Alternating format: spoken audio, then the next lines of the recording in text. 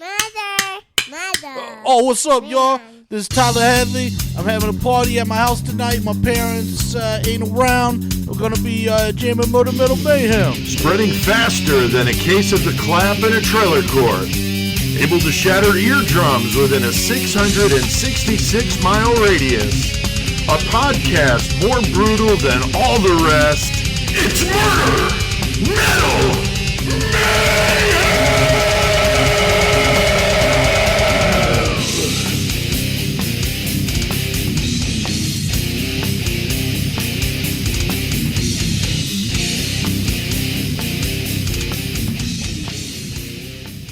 What's up, Chris, Joey? What's going on, motherfuckers? Pete, Joey, fucking Fuck yeah. Friday night. Friday night. Wow. Getting a little ahead of yourself. Let's do this shit. Fuck. Jesus Christ. Yeah, it was a long weekend. Yeah, man. I was going to say you had a good weekend. So Tuesday thing, bringing in episode 105, talking about some kids killing their parents and some crazy shit going on, and of course the state of Florida, because all kinds of dumb shit seems to go on down there. So Florida. That's right. So can't wait to dig into that one tonight. Of course, got Joey Goremonger in here with us again. He just will not leave, but that's all right. We like you being here. And good to have you and Chris back from your trip, and I'm looking forward to hearing about the journey to South Dakota. So it should be interesting. Man.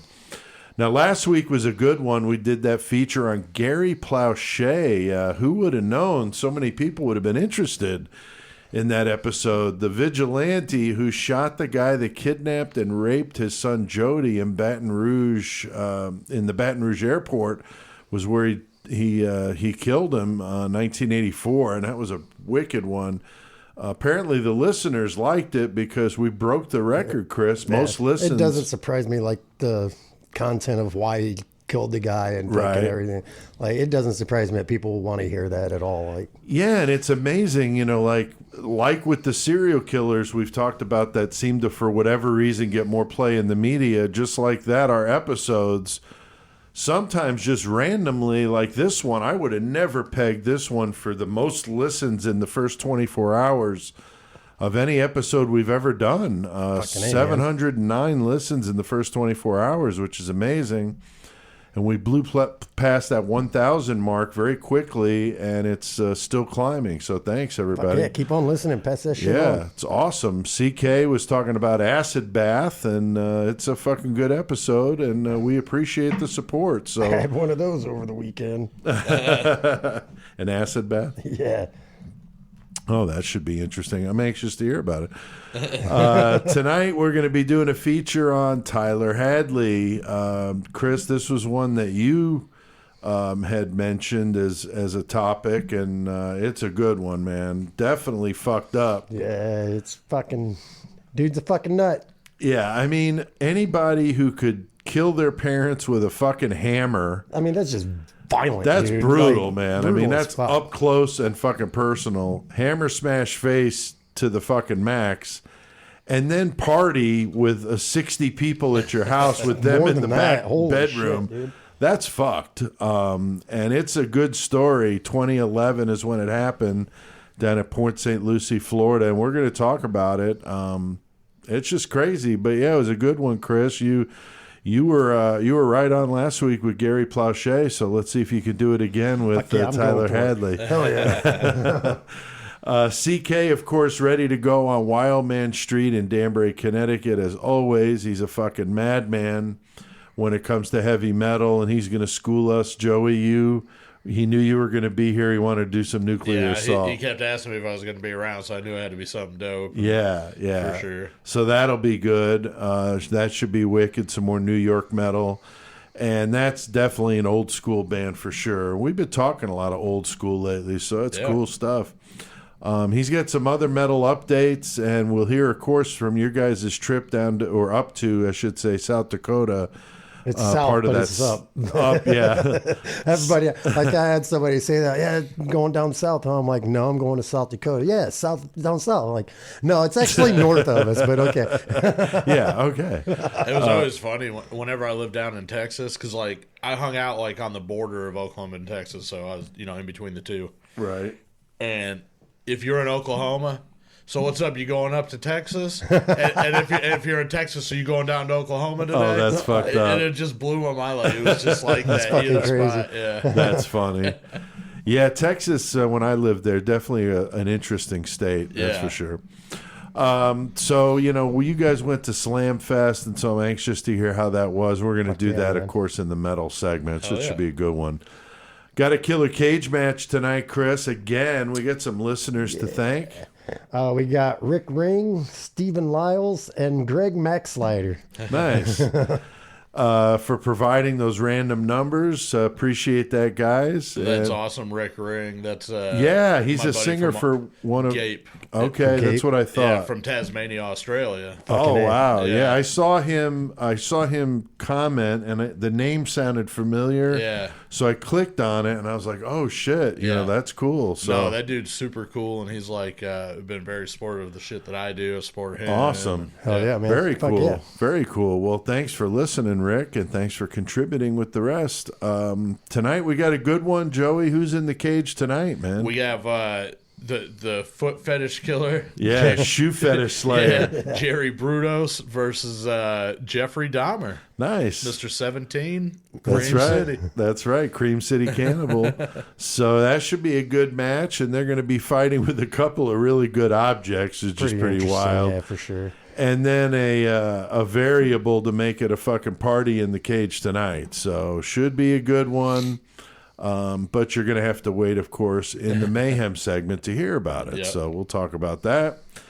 Huge thanks to our sponsor, spellboundeffectsandart.com. We've talked about them so many times, Chris. I mean, just killer stuff. Fucking amazing shit. Tony knows what he's doing. He's Yeah, and got I'm the anxious. badass shit. I'm anxious to when we can do some appearances again because, man, now we've got Right. quite a few things to drag out. It's going to be pretty sick. Table's gonna be a damn spellbound freaking Yeah. just everywhere, man. It's gonna be awesome. Yeah, I'm sure the Spike will get a lot of good looks, Right. and they Fuck all is that? all the pieces are great. But yeah, spellboundeffectsandart.com.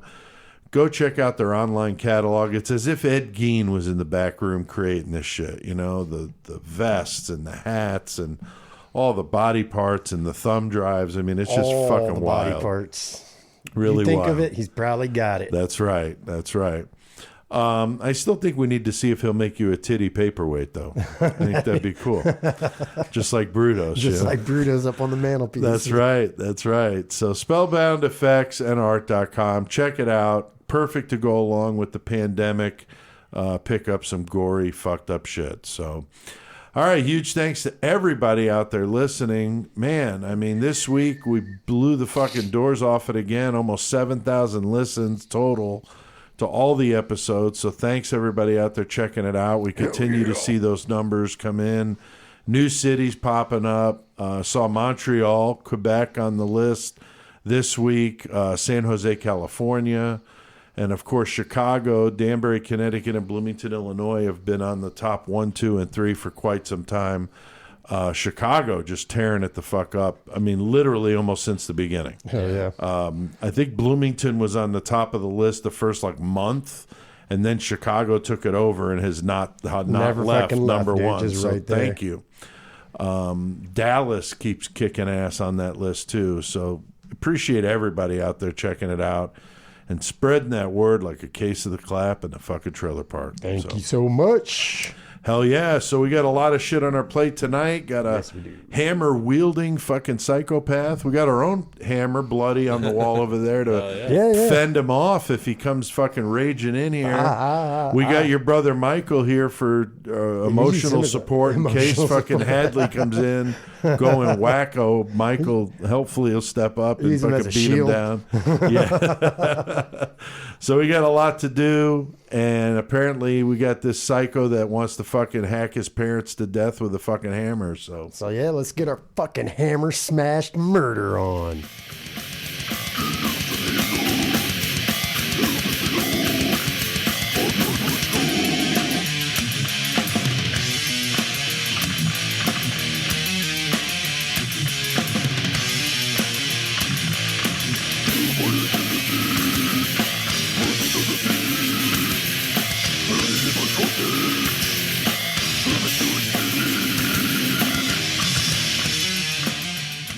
Fuck yeah, man. The song fits perfect for this shit, though. Man. Hell yeah. Some Cannibal Corpse, Hammer Smash Face. How the hell could we not play that, Joey? Brutality becomes my appetite. Yes, it does. That's right. So we are talking about Tyler Hadley, and it is a crazy one for sure.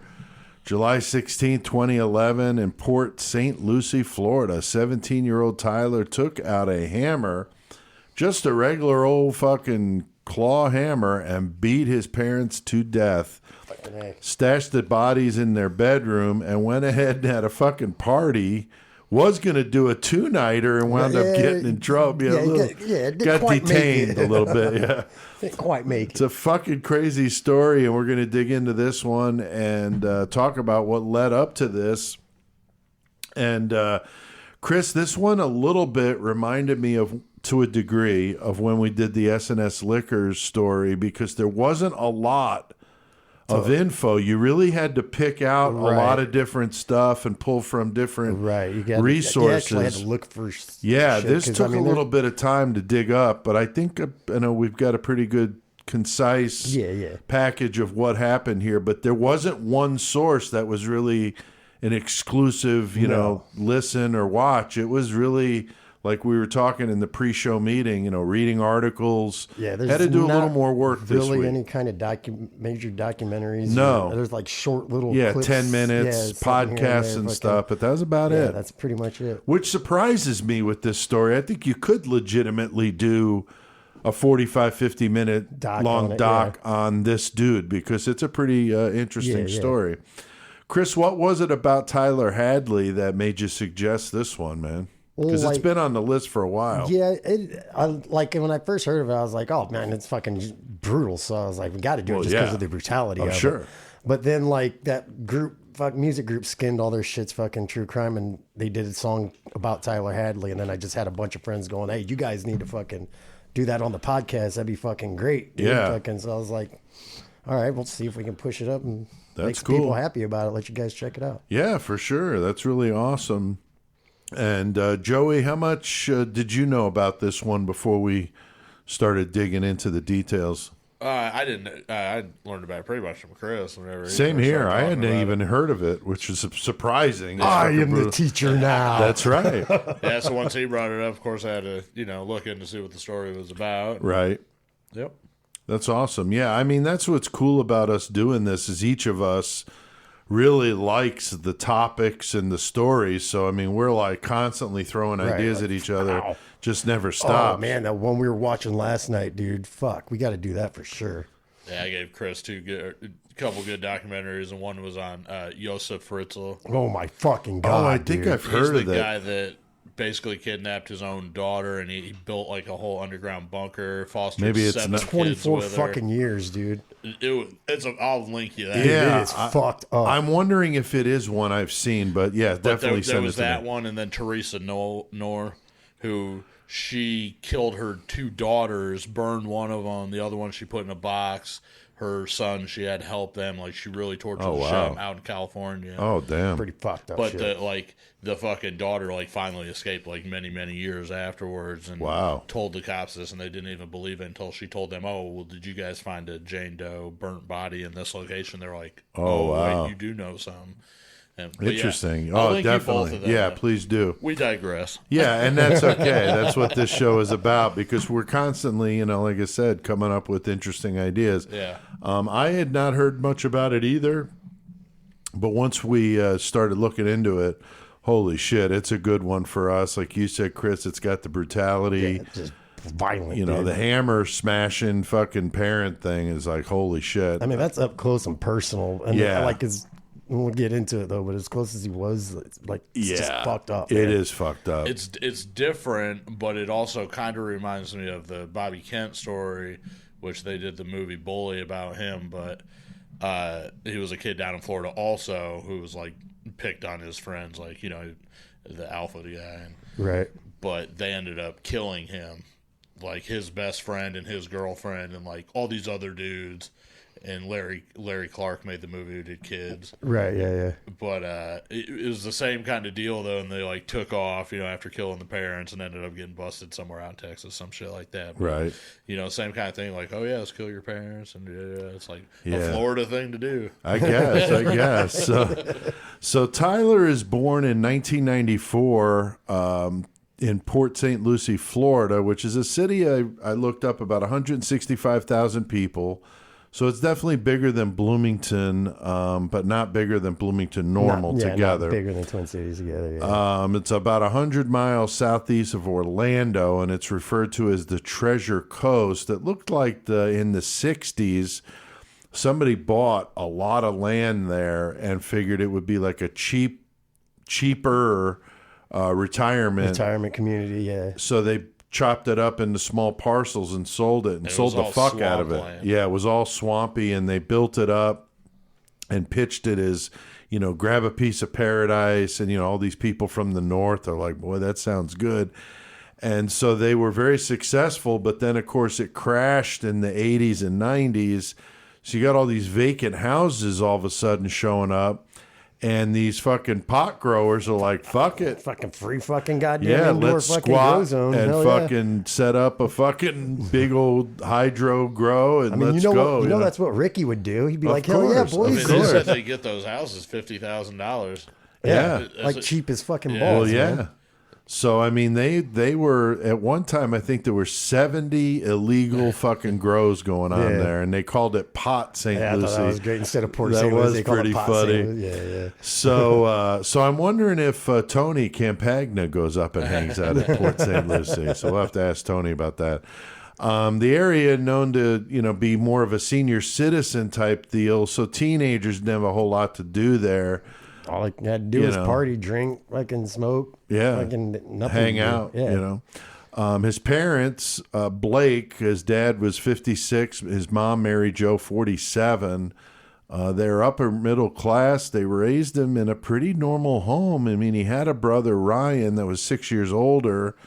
His dad worked at a nuclear power plant as an engineer, and his mom was a grade school teacher. Right. So, I mean, pretty, normal, quote unquote, upbringing. I mean, Chris, we've covered stories like this before, like BTK, raised in a pretty typical home with no real history of abuse or neglect. I mean, how the fuck does some shit like this go awry, man? Holy shit. I think with Tyler, I don't know, maybe it didn't have a whole lot to do with it, but the fact that he was like born premature and shit, and he was in the, maybe his brain just didn't fully develop, and like the drugs his mom was giving him and shit. Yeah, it's possible. I think it might have been kind of a cocktail of a lot of different things in this case, but it is.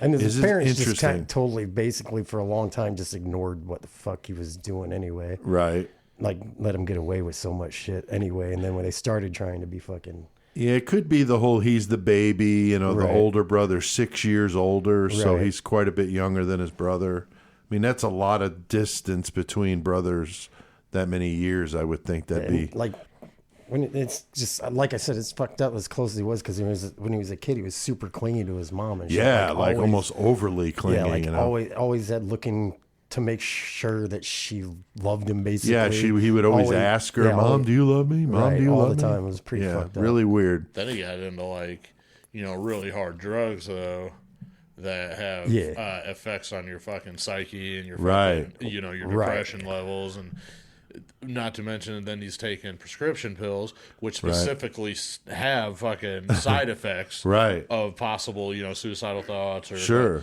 and that's where I think fucking a lot of it went him, but for sure. I mean, as a young teen, he's a little on the chubby side. He's small. And I heard on the podcast I listened to that his mom was giving him growth hormones, which is pretty fucked up. Like fucking $3,000 a month or some shit. Oh my God, I didn't hear that. Wow, that's crazy. They were spending like $3,000 a month on these growth hormones. And she really thought it was going to make him feel better about himself. Right. Wow. That's where she was going with it. So I'm not sure how much that could have played into it, given somebody. I mean, was that under doctor's care? Or were they doing this shit? They went to the doctor, and she asked the doctor to prescribe him fucking. Okay. Just because he was so short, and she felt like he needed to be taller, I guess, which I think is kind of fucked up. Yeah, because it's like you let him grow as he's going to grow. Because his dad was like 6'1" or 6'2". It was a pretty good size, 300 pounds. I did read that Tyler was having some issues as he got to be 15, but then, a lot of teens do, going through, puberty, and you got bad shit going on, like Joey, you mentioned, with drugs and of course, alcohol and all these things, prescription drugs, whether it be for him or shit he was taking on his own. This all fucking, I think, became like kind of a perfect storm. Because you got all these things, at your disposal nowadays, cell phones, the internet, things that I didn't have, as a teenager. So, I just think, boy, it makes things that much more confusing, that you could communicate so much easier without having access to a landline. You're able to do this shit on your own. Wherever you want to go. Yeah, and he had really, like you said, Chris, not a whole lot of parental guidance because they kind of were just like letting him do his thing. And maybe it was because of the distance between him and his brother. I'm not sure. They were a little on the older side, so maybe to them, they were like, tired, because I know at my age, having my grandson over at the house, I mean, it wears me the fuck out. But when I was Joey's age, my Joey, not Joey Goremonger, I was, you don't even think of it because you got all this energy because you're a lot younger, so it gets to you after a while. So that could have been part of it. Just like we talk about with these kids raised by grandparents, Yeah. Man, a grandparent's not going to be able to whip ass like a parent is needing to do, So it's a different dynamic.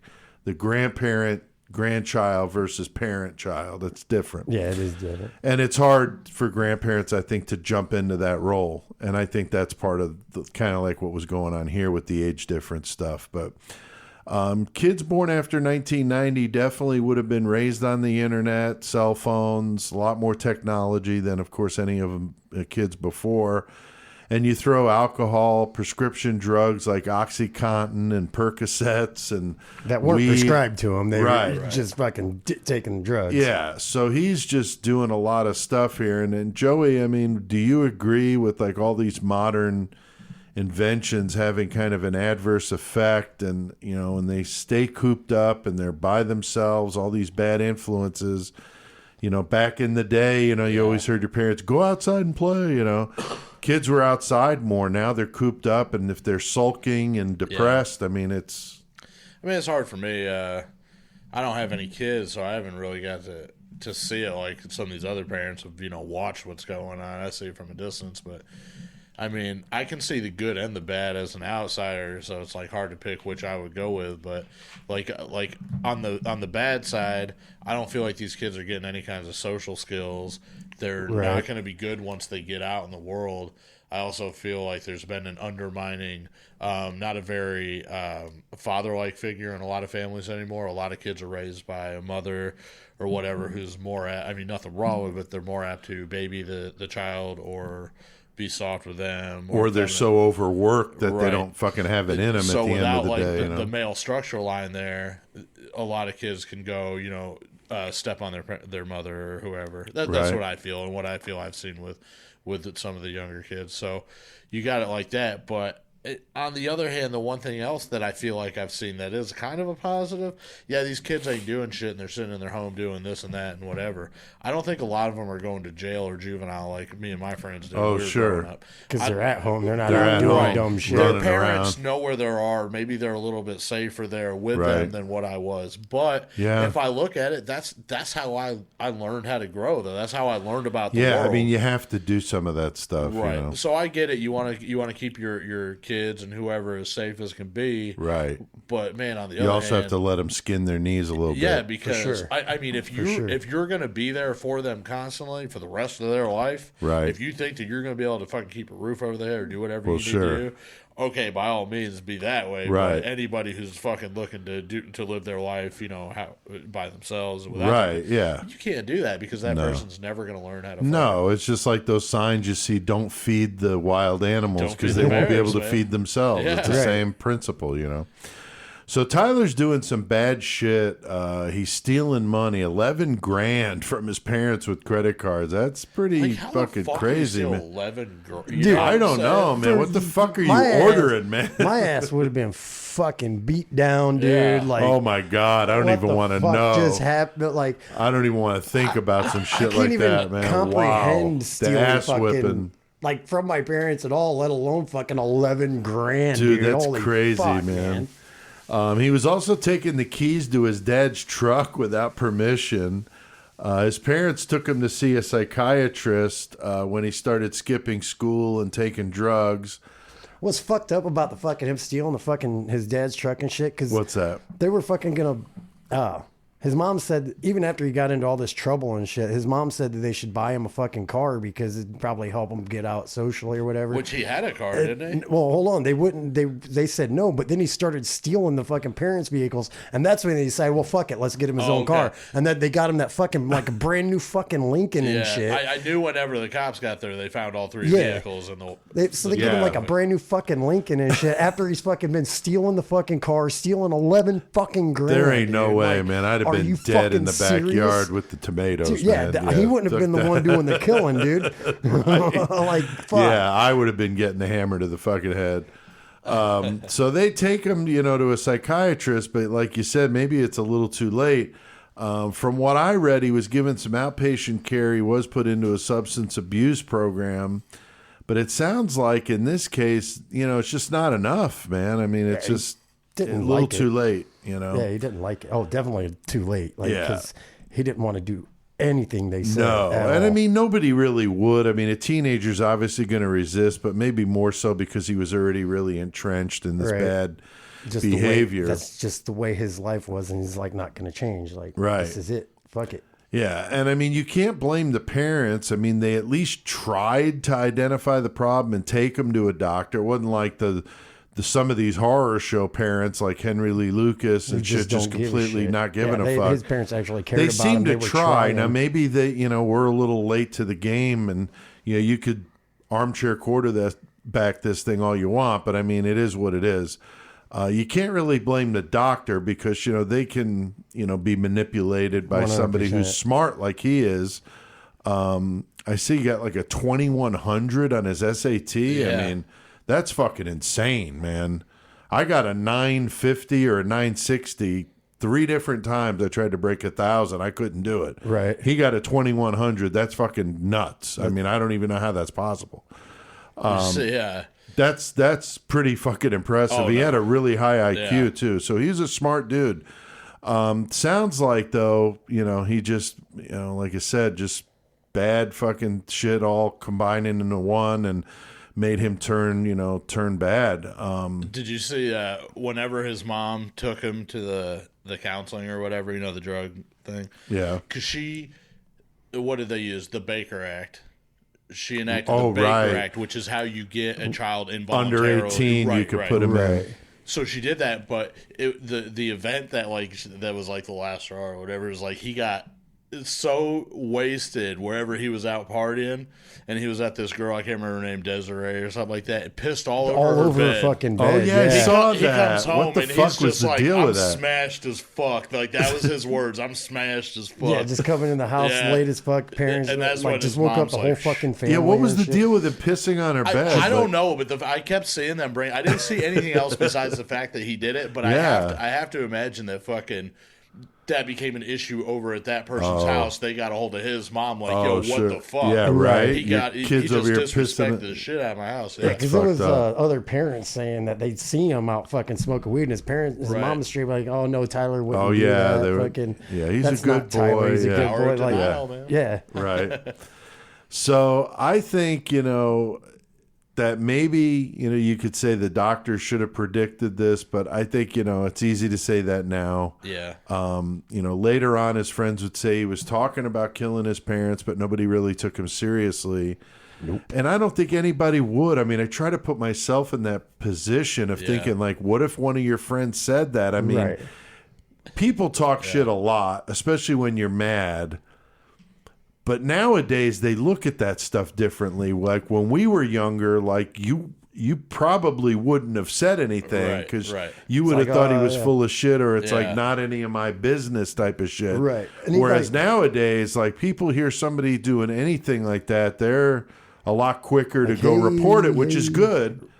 The way we were doing it, not so good, but I think that's one thing, better now that they, a little more reactive to somebody acting out, because, when I read, like when we did the West Memphis 3, and I read about Damien Eccles, and I think about all the shit he wrote and the poems and the stories, and I'm like, I did that. I'll tell you what, I got a fucking notebook in my house of shit I wrote that I guarantee you would have fucking had me in some shrink's office going, what the fuck is wrong with you? But back then it was like, ha ha ha. Yeah, it was a joke. Nowadays, or even in Damien Eccles' age, holy shit, not so much. So that kind of freaks me out. I mean, you could be one bad thing away from going down that road. They start digging into your writing, and I mean, Jesus Christ, the three of us listen to metal, and a lot of it's pretty extreme stuff. I mean, you throw all that stuff on top of each other, and they build a case. It's like they did on the West Memphis 3, for fuck's sake. That was awful. They, some interview with one of, I think one of his friends or whatever, Tyler's, and they were or maybe he was just an acquaintance from school or whatever, but he was saying something along the lines of, I could have seen him killing small animals or something like that, but no way could I have seen him killing his parents. And it's funny because, as we know, that maybe not technically, but it is kind of a telltale. A precursor, torturing animals and shit. Yeah, so to say, I can see him doing that. It's kind of like saying, well, then you might be able to see him fucking kill. Yeah, and he also liked to start fires, which he did with the couch in the fucking woods. He went out in the fucking goddamn wildlife preserve with the couch, dumped gas all over it. Which they got pissed off at him because he was out smoking. Right. And they were like, you're going to fucking burn something. And then fucking a couple weeks later, they're like, okay. Yeah. I'll burn something. Burn a couch. And then they just fucking chalked it up as a child prank or whatever. Didn't get no fucking nothing. Almost burned down the fucking wildlife preserve. For sure. He didn't get shit for it. Right. So pretty crazy shit. As far as like him talking about killing his parents and shit, like he's always talking about killing himself too and shit. Right. Like his best friend was his name Michael. He's all talked about too when they were younger. He went out to the wood. They went out to the woods, meeting him out in the woods and shit. And he was up in a tree, like tying a bungee cord around his neck, talking about he's going to jump, but he didn't. He fucking started laughing and came down or whatever. So like he was always making fucking like joke, I guess, jokes about killing himself, crying killing wolf his thing. parents, So people don't give him any credit, like all the time. Yeah. So it was a Saturday night, 5 p.m. on July 16th, 2011. Tyler's parents took he took the parents' cell phones. Which is funny because they took his. I know. I thought the same thing. Yeah. I mean, for different reasons, obviously. But he didn't want them to be able to call anybody. He also took their wallet, I think, too, or wallet with the credit card in it. So he definitely had this thing planned out, and I had read where he tried to do it days before with some fucking gardening shears. Like what while the they're fuck? in their fucking bed sleeping, he walks in there with them and just like, but he didn't do it obviously. But yeah, he chickened out, but part of it was because he didn't know if he'd be able to stab one without the other one waking up and stopping him. Right. So he kind of ruled that one out, but that's kind of fucked up. He opted for the hammer. So there's not much of a defense you could make for that it was not premeditated. Yeah, not premeditated, that it was some rash impulse, because he planned this shit out. I mean, he talked about it a lot. He talked to people about a lot. Like he was even getting like messages, because his parents didn't have his parents had his phone, so he was using Facebook on the computer and shit. Right. Talking to his friends, and like his one friend has even said, "Did you do it yet?" He's like, "No, but I'm gonna." Fucking like straight up making these messages. Yeah, they were like encouraging it. Yeah. Like, man, you ought to do it. You do it now, man. Like, fuck, and man. you can see all those transcripts online. Yeah. Oh, yeah. Dude, and oh my God, reading his fucking text. I'm like, is this dude a cousin to Sugar Babe? I know. And I kind of wondered, like, how the hell could he have that high an IQ and be crushing the SAT and be a complete fucking idiot? Because I read the messages too. Talk about his mom. She's a cunt for show. Yeah, Might kill. Yeah, he's a fucking idiot, man. Now, I had also read that he took, 3 ecstasy pills. Yeah. Because he couldn't do it sober. Yeah, and I'm not real familiar with ecstasy or anything like that. I Googled it. It says the drug takes effect 30 to 45 minutes after you take it. Of course, known on the streets as Molly. It is a recreational drug that can increase energy, give you an increased sensation as well as pleasure. Yep. Now, Joey, I don't know much about illicit drugs like this. Not saying that you do, you know. But what do you know? I mean, what would ecstasy do to somebody in this frame of mind? I mean, the thing about the ecstasy is I think he took it to completely calm himself. Okay. I think he was too nervous, especially. So you're like vegging on ecstasy yeah, then? so I'm thinking his attempt with and that's the thing, because you can get smacky or speedy ecstasy. Oh, okay. So cut with some downers or cut with some uppers. Oh, I see. Okay. So it depends on what he's doing, but I'm thinking that he probably, tried the garden chair, thing in the bed before, and he just couldn't do it because he was sober and he just didn't have the fucking guts or the nerve, so he had to take the drugs and kind of deaden it a little bit. Right, and the thing with ecstasy, if it is a downer and it made him feel better, it would probably kill his feelings of regret about what he's doing at the moment, so he could do it easier. And adversely, if it's a speedier drug or that type of ecstasy, it could also fill you with more of a violent rage, which seems to be the case with how many times he struck each individual, I think. Yeah. You can see cases of people on ecstasy that get violent off the drug. It's just side effect, and it's also a drug that completely destroys your serotonin. And he had been doing it. I mean, I saw some things that said he had only done it a couple times. I don't think so. I don't think so either. I think he had probably been doing it. I mean, I saw a lot of things that said that was one of the main things he was doing. But that's like, man, that shit kills your serotonin, and you'll just fucking be like super down and like easily depressed or angry. Wow. You know what I'm saying? So I could see that being a fucking catalyst. Okay. And in the fact, talking also about his premeditation in this, they also said that he waited specifically until his brother went off to college. Yes, because he'd only been going to college for like a couple days or a couple weeks. It was like a month. Yeah. It was like a month, yeah. So he stands behind his mother holding a 22-ounce framing hammer for 5 fucking minutes while she's working on a computer. Straight up staring at the back of her fucking head. That is goddamn hammer. Fucked up, dude. Man. And then to hit her with the hammer in the back of the head 37 fucking times. He continues to hit her. He's hitting her with the blunt end and the claw end, like intermittently. Yeah. And like we were saying earlier, the autopsy said that she was alive. She was alive every fucking hit. Yeah, she was crawling away from him, still coherent. Cannot even imagine that. And then his father hears all the fucking screaming. He comes out of the bedroom. Now imagine this. You come out of the bedroom, your wife is, her head is a pulp. Yeah.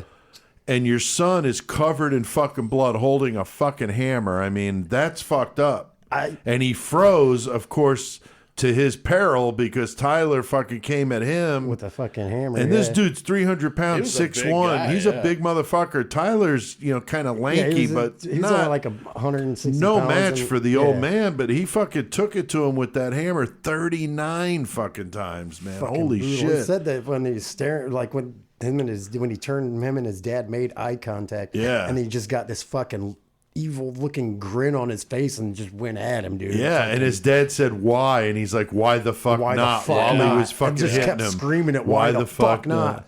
Fucking, and his mom, that's what his mom was screaming too, like, why, Tyler, why? Right. Fucking, like, but yeah, and he's just going at it with the hammer, why the fuck not, dude? That's so fucking crazy, up, man. That is just crazy. Chris, I cannot even imagine walking into some shit like that. I mean, that's just like a horror show, man. I feel like that I probably would hopefully react a little differently, because like we all would hope that we would. That I would react differently. But I think he was frozen place because it was so shocking, and I think Tyler probably just got the upper hand. Yeah, exactly. Tyler was already in his mode. He knew what he was doing, and he knew he was going to get his dad next anyway. Yeah. Dad just walks in on this like. Yeah, maybe the dad. I don't know that he was, but maybe he was like sleeping or napping or something, or doing something that he was distracted, and it kind of like just. Regardless, you would have to think he was completely caught off guard. Regardless. Oh yeah, without a doubt. You walk in on that, you see that, you're like, wait a minute. You're trying to comprehend what's going on. Right. He's coming right at you. Yeah. Or maybe he was trying to go to her aid and not thinking of defending himself. You know, you don't know. So, Joey, I mean, how fucking brutal is hitting your mom 37 times, your dad 39? She's crawling away. They're both asking you why. I mean, that's just very fucked up, man. Yeah. I don't know. Like, his mind had to be fucking somewhere completely off. And yeah, like I said, I feel, whenever they fucking searched the house after all this shit, they found all the prescription drugs he was on. And right. Not to mention the illicit drugs he was doing. So, right. Man, I don't think his mind was fucking right at all through any of that shit. No. So after he murders them, he covers their heads with towels. And now this is interesting because that's what John List did, remember, with the sheets. Yeah. And I think it's that whole doesn't want to look at them, wanting to kind of pretend like it didn't happen type thing, or just can't deal with seeing them like that. I'm not sure. Or maybe to help hold the fucking blood together. Yeah, their heads together while he was cleaning up. Probably a little both. Probably. He drags them into the master bedroom and spends 3 hours cleaning up the blood, which isn't a lot of time for a fucking mess that had to make. Yeah, and he said that he didn't think it would take that long, though. Right. He's like, I didn't think it'd take 3 hours. But, I mean, I think 3 hours is a short amount of time when you're fucking got blood spattered because you got to figure that fucking hammer. I mean, it had to be on the ceiling, on the wall. I mean, just fucking everywhere. Did you see? Go ahead. This is his pile of what he put on his parents. I was going to say everything that bedroom. he threw in there, dude.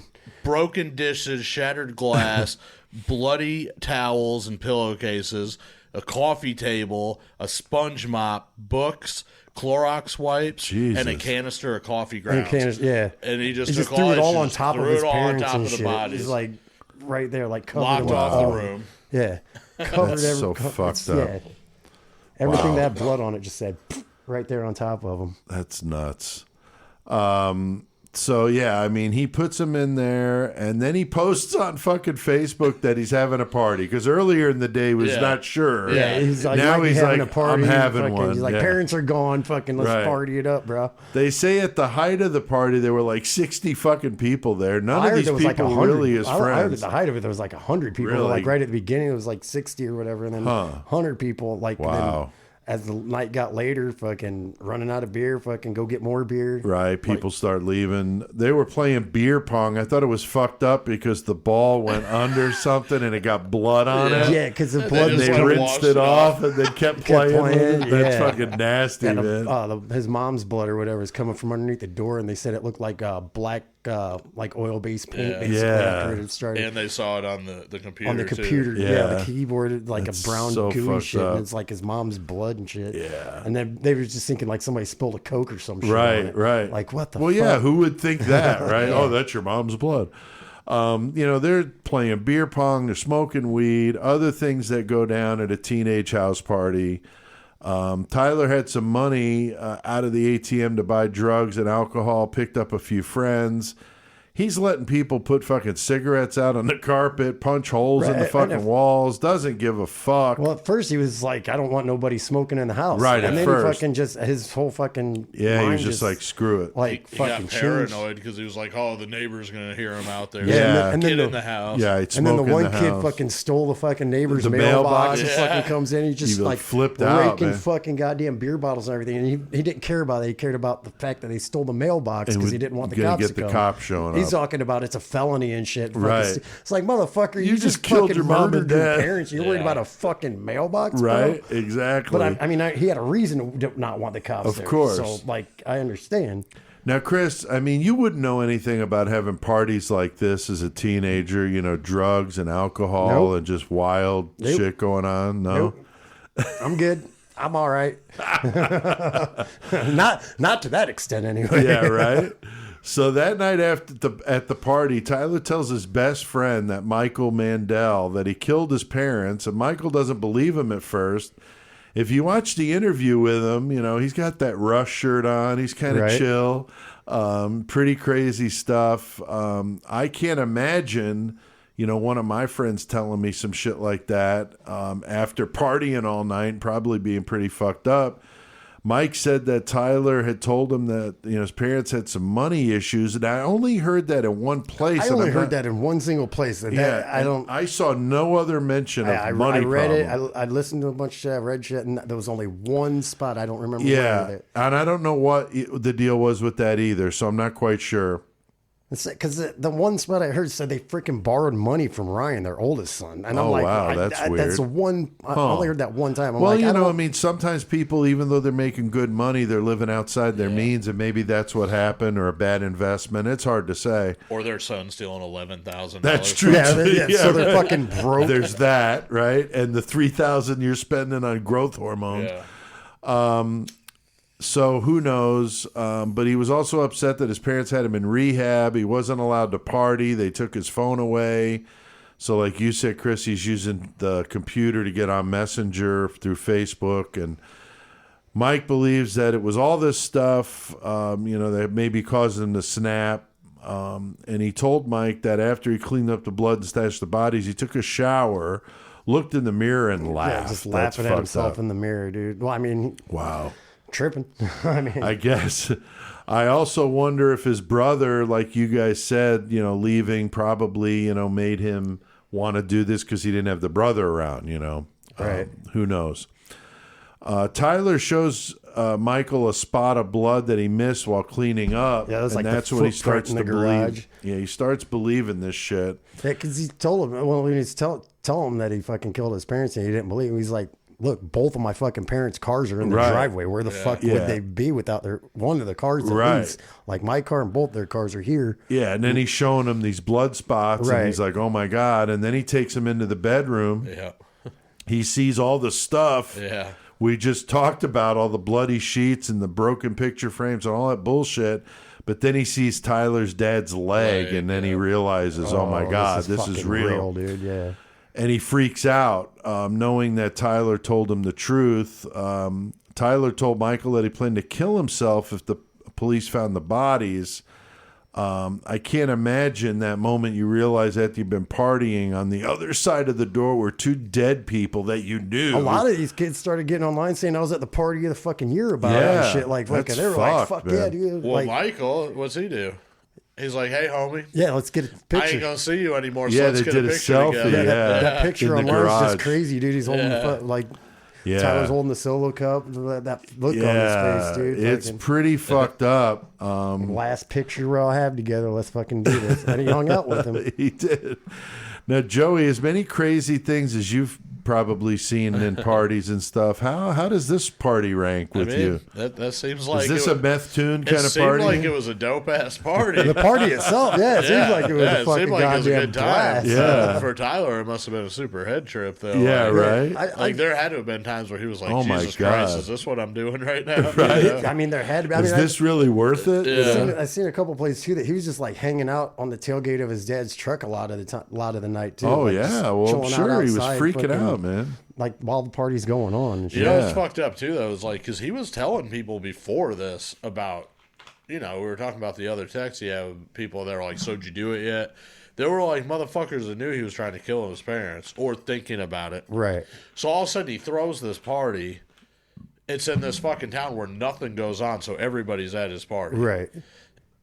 Those people that fucking were talking about that earlier, though, where the fuck are they at? They got to know when they're at.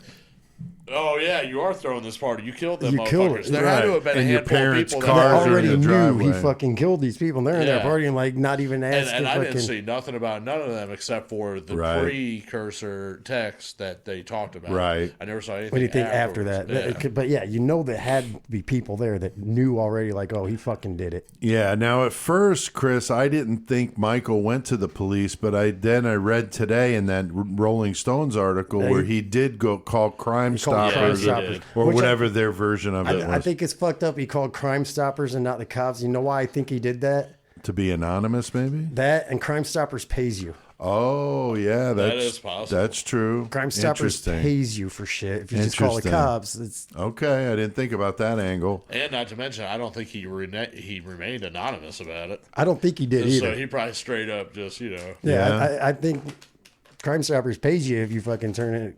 crime shit like that. Fucking, right. So I think that might have been why he did that. It's like, it's very I might possible. as well make some money off of it. I did read, that word of mouth, of course, got around, so it didn't take long. I heard some 911 calls on YouTube from people that had called the cops about this incident that were at the party.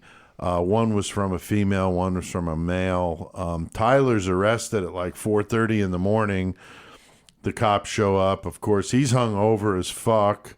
And cops come in fucking taking your ass out. And the cops, like, they said that when they got there, they could see inside the fucking house. Oh, yeah. And he was like walking pacing back and forth, back and forth, grabbing stacks of book and throwing them into the fucking bedroom and shit. They said he did it like, they watched him do it like 3 times before they knocked on the door and shit.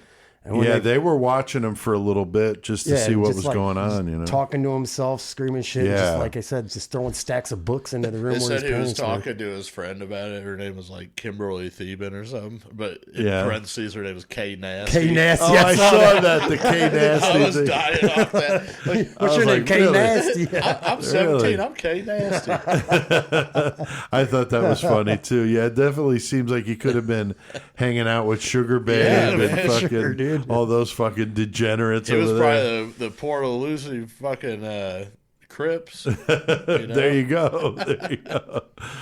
Oh my God. So the cop said he had no fucking remorse. Didn't give a fuck. No remorse, no repent. We don't care. We don't care what it meant. No remorse, no regret. They also said that he was planning to have another party. He'd posted on Facebook. Party at my house again tonight. Like as he was posting that, the cops were showing up at his house and shit. I don't think so. Hit me up. So Tyler's only 17 at the time of this, only a couple of months from his 18th birthday. Pretty good timing. So he couldn't get the death penalty, but it was a no-brainer to try him as an adult for the fucking awful shit that he did. At first, he pled guilty by reason of insanity, but then later changed that to no contest.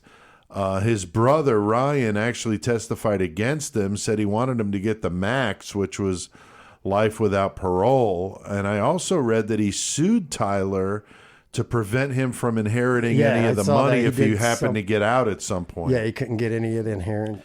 He was like a month till he was 18, right? Or something. Yeah, so it was close. Almost 18. It was very close. As far as fucking his brother testifying against him, I love you, Michael, but if you kill mom and dad, anybody would. I mean, that's fucked up, man. So I don't blame him at all. Let's use your own gun. All right. Tyler was found guilty, of course, sentenced to life without parole in 2014, but he appealed that and it was overturned by an appeals judge who thought the lower court, quote, didn't consider the corrective alternative to a life sentence, end quote. I thought that was odd. December of 2018, he was resentenced to 2 terms of life, but with the possibility of parole. And one article I read said the case would be looked at again in 25 years to determine if life was still appropriate or if parole was possible. I never heard that before. Chris, have you ever heard of something like that where they re-look at it again so many years later? Maybe it's a Florida thing. I never heard of that. Appropriate for parole? Not that I know of. I've never heard that before, but I'm pretty sure he's fucking there for his fucking I don't life. see this motherfucker ever getting out. I don't either.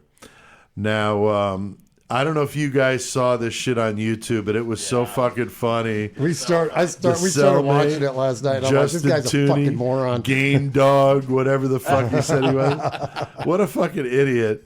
He said that he was Tyler's cellmate while he was in jail. I actually looked him up on Facebook. He's on Facebook, but he's got a delivery business in Port St. Lucie for cigarettes and alcohol. Fucking right, dude. That dude's awesome, man. And you message him through there, and he tells you how much the delivery fee. It's like $20. Let me get a fucking goddamn case of beer and so a pack of PayPal him the money, and then he goes and gets it, brings it to you. Oh my I was God. dying. If I go there, I'm gonna have him do that. Definitely, you should, man. Definitely. Yeah, if you do a search on Facebook for his name. For Port St. Lucie, it's the first one that pops up. It's like Justin Tooney's Delivery or something like that is the name of the page. Definitely do it. It's pretty funny. Bro.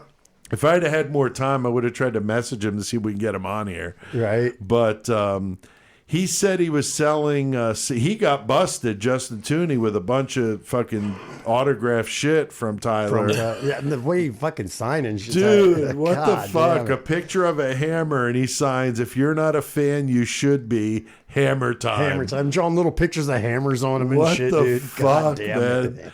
And I mean, just like this Justin Tooney says, like, why would you do that if you're trying for an insanity defense? You know, I mean, what a fucking dumbass. Right. The guy speculates that Tyler did it, you know, maybe to get at the insane. I don't know, but it's crazy. He does sell all sorts of, you know, details that he supposedly has. He said that Tyler was telling everybody in jail about his case. He also had some random shit. The one thing about him standing up while he shit, did you see that? No, I didn't see that. He said Tyler had to stand up to shit. I'm like, I've never heard of that. That's weird. fucking crazy. But I'm thinking, and then the other one is he said he always was sucking air dick, is how he showed himself going like that. That's fun. And he says anybody that knows Tyler knows he does that all the time.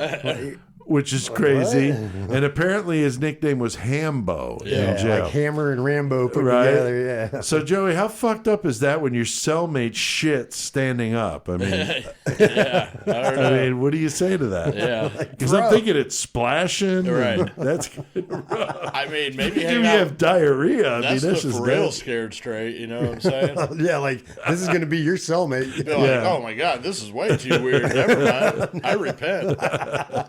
Or the sucking air dick. Yeah. I'm not fucking sure what weird. to make of that. So apparently, though, he gets busted. This Justin Tooney gets busted with a bunch of the signed memorabilia. So that's why he was doing this video, apparently. Because he was trying to say, like, I didn't rat on Tyler. I wasn't, you know, snitch. But yet he's talking about all this autograph stuff. So apparently he was selling it for him. Because, you know, you can't sell it and profit because it's son of Sam Law. Sam Laws, yeah. So I don't know, but he's at the same time he's pitching this story he supposedly has that no one else has. So it's hard to really believe him. He's trying to talk about that he's going to write a book. I can't imagine this guy writing a sentence, let alone a book. Right. Maybe I should hit him up and write the book for him. Wanting to be on a TV show. And also, he's pitching this YouTube channel with this game dog, whatever the fuck shit he was talking about. So I don't know what to make of this guy. He made me laugh. It was just funny. It reminded me of the Sugar Babe with the, you know, Crip blood and these fucking white dudes thinking they're like gangbangers and shit. It's pretty ridiculous. Very hard to know what's true and what's bullshit with this guy. So I don't know, but it was funny. Yeah. Tyler is currently incarcerated at the Okeechobee Correctional Institution, so he's still locked up. Like I said, he ain't getting out. Yeah, he's not getting out. He did get his sentence, like we said, you know, from life without parole, so at least has an opportunity to get out. But like you, I don't see it, Chris, at all with this not guy. at all. Don't see it. Anything to add to this one, guys? Anything I didn't cover or something? Because I know you guys did a lot of looking at this too. I just want to say, I thought it was funny when he was in school. You know how he always fucking trying to get attention, doing weird shit. Oh, yeah. The one thing when he was in biology class and they said he just started mooing like a cow out of fucking nowhere, just sitting there in class fucking, like, what the fuck, dude? And they compared him to Dahmer, how Dahmer was kind of the class clown. How he acted out in school and shit. Yeah. Yep. Two things. Very interesting. Two things I thought was weird with the case. I mean, they're not even nothing big, but one was they said that before he killed his parents that he was sitting in his house all day listening to Lil Boosie. Lil Boosie, Feel Lucky. Like, that was his cut. He just kept fucking jamming it all day. Like, what? And then another thing I thought was wild, they were talking about when poor Lucy first, you know, they said the contractors that bought the land or whatever. Right. And I think it was like 3 people or whatever. They bought the land and plotted it out. But back then, when they put the homes on it, $10 down, $10 a month for life. I saw that. But that's what you paid. Yeah. You walked in, $10 down, you got a house, $10 a month, and you're paying it for the rest of your life. But $10. That'd be fucking fire, bro. Did you see too where it was happening so fast they were naming the streets and they're all misspelled? Oh, really? I didn't see that. They had a bunch of the street names, like Galaxy was spelled wrong. I did see that. There was like all sorts of names that they misspelled. Like, what did they have? Like, who the fuck was filling out the paperwork? You couldn't have found somebody with a fucking dictionary knows how to fucking write, or a phone or some way to look this shit up. Yeah, all these street names are all misspelled. All stupid. They said before that stock market crash, because basically, like whenever they built the retirement center, like fuck, there was nobody in that fucking place. Oh yeah, and it grew really quick. And it became the biggest, like the fastest growing city in the United States for a while before the crash. Yeah. Yeah, it was a very thriving but obviously area. Nothing for fucking teenagers to do. I guess not. You know, you got bingo and fucking all sorts of doctors' offices probably. Oh my God, did you see that list of what was there? It was like you were saying, like the bingo halls, fucking, it was everything. Churches, elderly. Doctor, they made it specifically like family restaurants with an early bird special. But then they said after that boom happened, it was fucked up because a third of the population there was under 24. That's right. So then you got all these fucking young people with nothing to do. Right. Growing some dope. Yep. Yeah. Let's grow some weed, man. So it's definitely a good one. Good suggestion, Chris. We'll see if he can outdo Gary Plauche's numbers. So next time, though, we're going to feature some spree killers, man. This should be pretty wild. Some good spree killer shit. I think we'll talk about several different cases. Some you've heard, some you have not heard of. We did that great interview, Chris, with Dr. Catherine Ramsland. Yes. It was awesome. We asked her quite a few about questions. Yeah. She goes into pretty fucking good detail about it, too. Yeah, and she's very knowledgeable, so that'll be a big part of the next episode is that interview with Dr. Ramsland.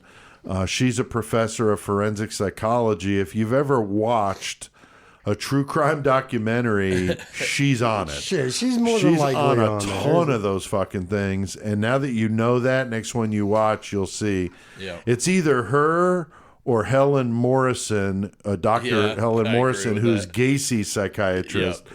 Those two are the two that are on every one of them. One of the two. It is pretty funny. We should do a killer cage match, maybe. Dr. Ramsland versus Dr. Morrison. Holy shit. Dr. Morrison, Gacy's psychiatrist, she's the one that owns his brain. Yeah. That Borowski documentary, Gacy's Brain, where she's got the brain in a jar on camera while she's talking. It's like sitting right in front of her. It's pretty fucked up. Fucking crazy, dude. Said she took it on the L. To come to that interview. Yeah, she had it like obviously in like a bag or something. That's fucked up. Could you imagine fucking if she dropped it? Sitting there on the goddamn brain tray, fucking sliding down. That's Gacy's brain, man. Oh wow, he's loose again. So anyway, that should be a good one. Some spree killers. We'll talk next week with Dr. Ramsland, and you'll hear all that stuff. So anyway, I hear that music in the background. I think we know who it is. It's CK, that great metal motherfucker. Yes, sir. So Joey, what do we got to do, brother? We need to get our metal on. Known the world over as the master of metal, the crusher of posers, and murder metal mayhem's knower of all things metal, hailing from Wild Man Street in Danbury, Connecticut, standing at 6 feet of brutal, punishing madness, weighing in at 220 pounds of poser pulverization. The one, the only, toughest bastard on the planet, Chris C.K. Kovacs!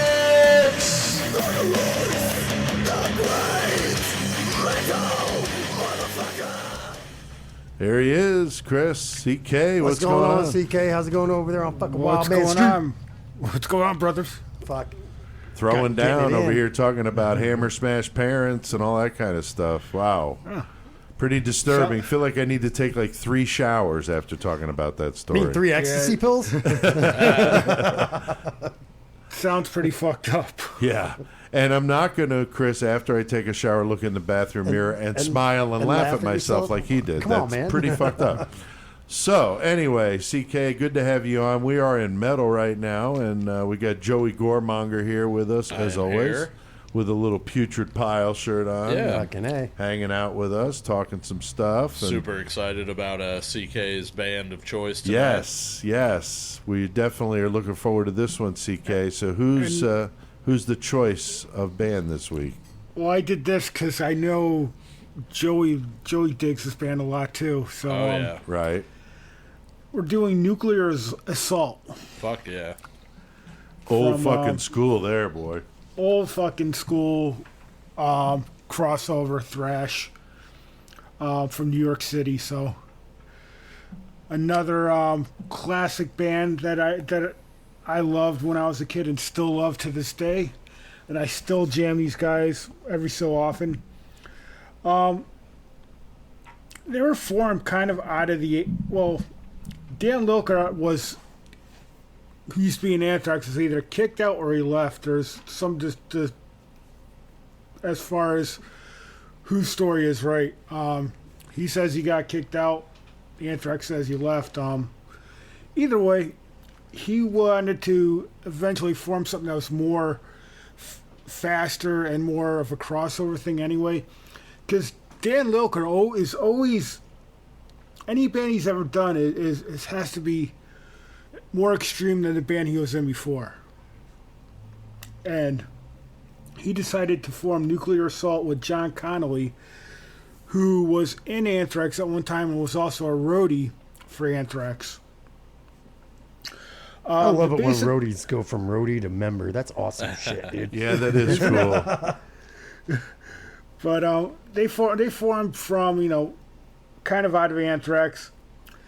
And I'll just give you the classic lineup, which was Lilker, Connolly, Glenn Evans, and Anthony Bramante. That is basically the lineup that recorded the first album. But before the first album came out, they actually had a single. I think it was for the song Brain Death before the album came out. And I remember seeing the single, the 12-inch single at I think it was Record World. And I remember hearing about Nuclear Assault. And it wasn't the full length. I think it said the single from the forthcoming full length or whatever. Oh. So I bought it. And it had 3 songs. It had Brain Death on side A and 2 other songs on side B. But once I heard Brain Death, I was hooked. It was different than Anthrax. It was different than anything else, and as far as the New York city thrash scene. Because Connolly's voice, he's another one of those guys who has a very distinctive voice. Right. When you hear him sing, you know it's him. Whether it's his solo band or Nuclear Assault, you knew it was him. And they put out, I think the first album came out in 1986, Game Over. And that did really well. It was on Combat Records. Combat signed them to a multi-record deal at the time. And it had some classic tunes. It had Sin, Cold Steel, Radiation Sickness, Hang the Pope, Vengeance, and Brain Death, among other tunes. And the album did pretty well. I remember seeing them on this tour. I can't remember who they opened up for, but they did open up for somebody. That's cool. And you they got to see kicked them on live. that tour. Fuck. Yeah, that's badass. I wish I could remember who they opened up for. I Where did you see remember. him at, Chris? Or CK? Oh, God. Had to be probably West Hartford Ballroom. Because I'm trying to think. I think I remembered going to see him too, but I don't remember where it was at. I could be wrong. I can't remember. I'm pretty sure it was West Hartford Ballroom. Okay. And I think the band before them was Gangrene. Oh man, I fucking love them too. Them, yeah. On So, Tang Records. Yeah. Then eventually they were on Roadrunner. They kicked ass. I still love them to this day. But, me too. But yeah, Nuclear Assault put out that first album. It was definitely a gas album. The only issue was kind of had a thin sound because it was produced by Alex Perialis, and he produced a lot of like early metal stuff. He was basically one of the house producers of Combat, and a lot of his stuff he produced was thin sounding for some reason. Yeah. He was like the Metal Blades Bill Matoyer who recorded all that shit. Yeah, but for some reason, a lot of his stuff, when he produced it, was kind of had a thin-sounding guitar at times, or just a shit production. So the album suffered from not that great production, but it was a kick-ass album regardless. The album did so well, and at the time, the band was doing so well that they actually signed for to IRS for the second album. And I believe it or not, the person who signed him was Stuart Copeland's brother from the Police. Oh wow! Because I think he either was part owner of IRS or had something to do with it. So they're working for the cops. Yeah. Different police. Oh, my bad. But the second album, Survive, came out in '88, and that was a step above Game Over, definitely. And they did a fucking awesome cover of Good Times, Bad Times. Yeah, Good Times, Bad Times by cool. Led Zeppelin. And I remember seeing them live on this tour too, and they did that song. Fuck yeah. Live, and it kicked ass. But that song had a better production. It was produced by Randy Burns, who was a better producer in my opinion. And it was Miles Copeland who signed him, and who also executive produced the album. But after that album was a year later, and they came out with Handle with Care really quick.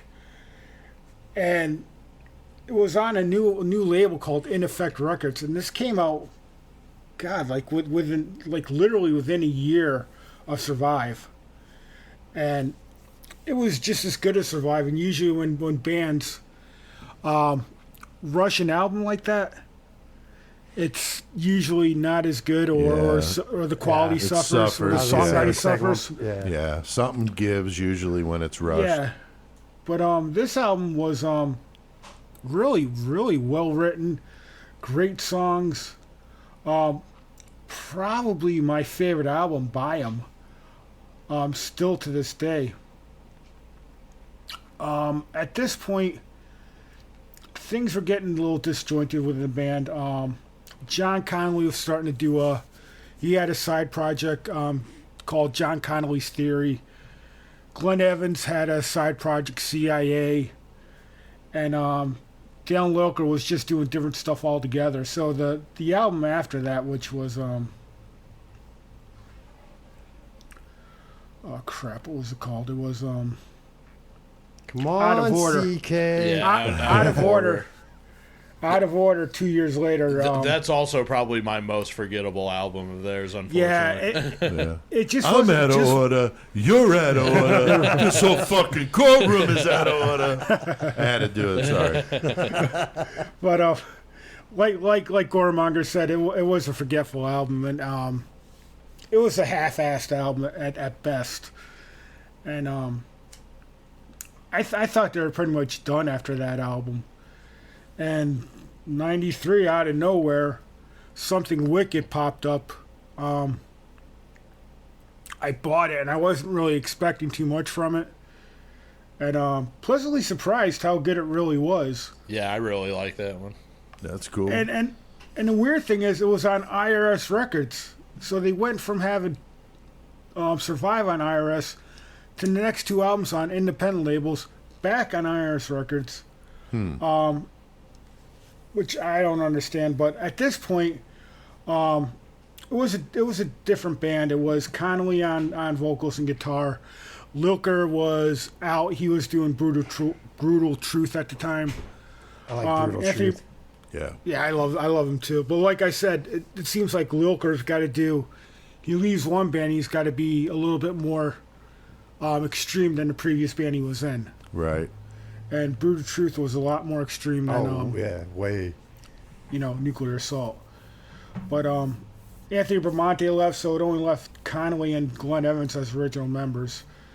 And the album was really good, and like I said, I was pleasantly surprised by it. And I saw him. I remember seeing him on this tour too. I forget who they opened up for, but they were tight live, and they were probably like the tightest I've ever seen them. As far as seeing a live band, as far as seeing them live. Right. And after that, they pretty much broke up until 2005. Right before that, they got back together and put out a live album. I think it was called Alive Again, and that was 2003. Really good live album. That's cool. And pretty much the band of Lilker, Connolly, Bramante, and Evans came back together and recorded that Third World Genocide in 2005. Definitely a great album. Not as good as I would say Survive or Handle with Care or Game Over or Something Wicked, but 2005 it came out of nowhere, and it was actually a surprise. It was good to hear that they were back together again. Right. Yeah, especially when it's up to par. You hate to see bands make a comeback, and it's like, why? Why didn't just leave it the way it was? And it kind of ruins it in a way. But that's cool that they kept up that intensity. It's not easy to do as you get older. No, and by this time they're probably in their 40s, and right. The landscape of metal was changing, and they pretty much stuck to their thrash guns and released a thrash album. And they were on again and off again until like 2013, 2012. 2015, they put out a 4-song EP called Pounder. That's what I do. Speaking of that. All 2 inches of it. Yeah, boy. Oh. And that was, 3/4 of the well-known band. The only person who was on it was Anthony Bramante. They brought in some dude named Eric Burke on guitar, but it was Connolly, Lilker, and Evans. And supposedly they're still together, and there's supposed to be a full-length album after this.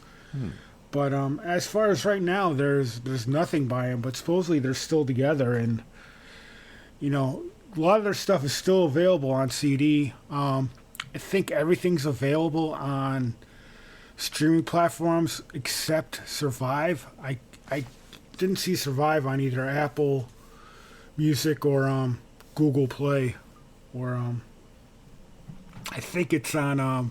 You could probably find it on YouTube, but.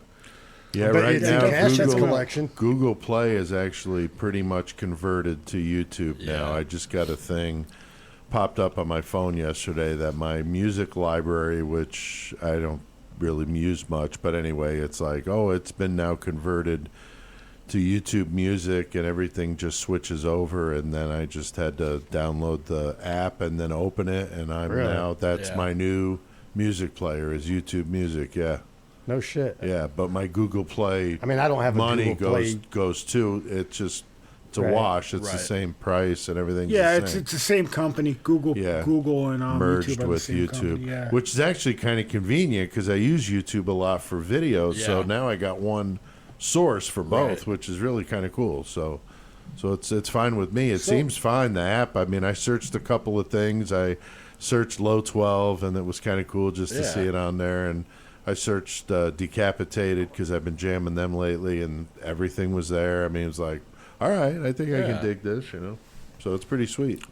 Yeah, I went on it. It's pretty much the same thing. Yeah. But I usually go to Apple Music for the majority of if I stream anything. Right. I go to Apple Music, but that's cool. It's on there. Definitely check them out. You know what else I'll say about Nuclear Assault too is at a time whenever I was growing up, I didn't used to be big into live albums. Only a few of them, like Live Undead. And, right. You know, only a few. Right. But Hammersmith live at the Hammersmith, or I'm sorry, Nuclear Assault live at Hammersmith Odeon. Yeah, it's a good live album. Amazing. Yeah, I love that live I'll have to album. check that out. Yeah, it's a really good one. And that's one of the few live albums that Combat put out that was actually endorsed by the band. Oh, okay. Yeah. Because a lot of live albums around that time, like Death Angel. Yeah, the band didn't want it on there. Yeah, there was a lot of live albums that came out around that time. Yeah, that's how Live at Last was for Black Sabbath. I remember they talked about how there was some bootleg. Just the label like, what put the it fuck? out, You know, like, why did you release that? You know, it sounds like shit. Yeah, and it doesn't even have Iron Man on it, which is weird. Of course, it's like deep cuts from Black Sabbath. It's, it is. It's an odd one. Yeah. But very cool, dude. What about you got a good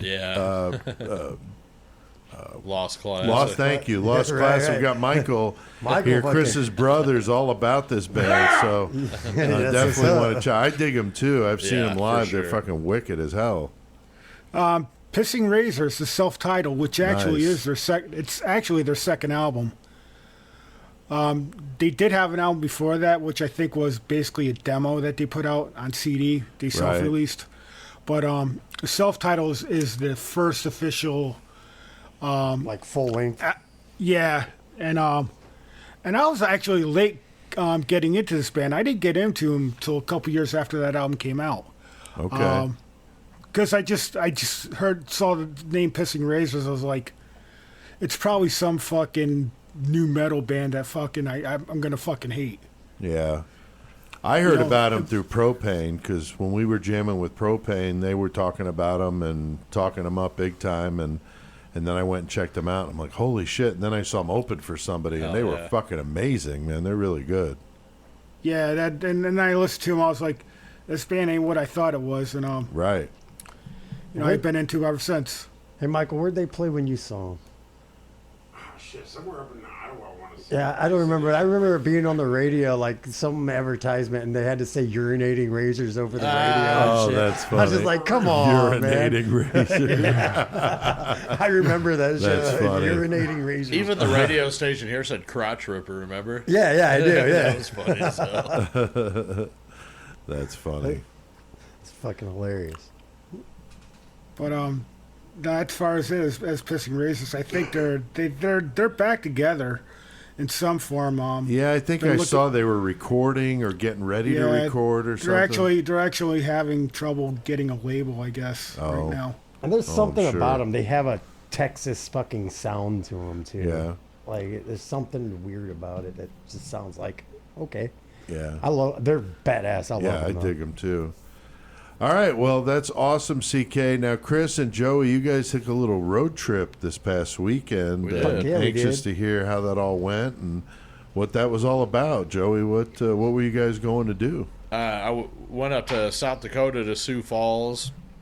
They were doing Slam Dakota 3. Fuck yeah, Les putting down. She's fucking badass about it. Yep, the promoter Les, and she works at the bar, the Biggs Bar in Sioux Falls. Really, really awesome place. Dude, cool. It was a sweet fucking venue, bro. Yeah, but it was 2 nights. First night was 5 bands. Second day I think was 10.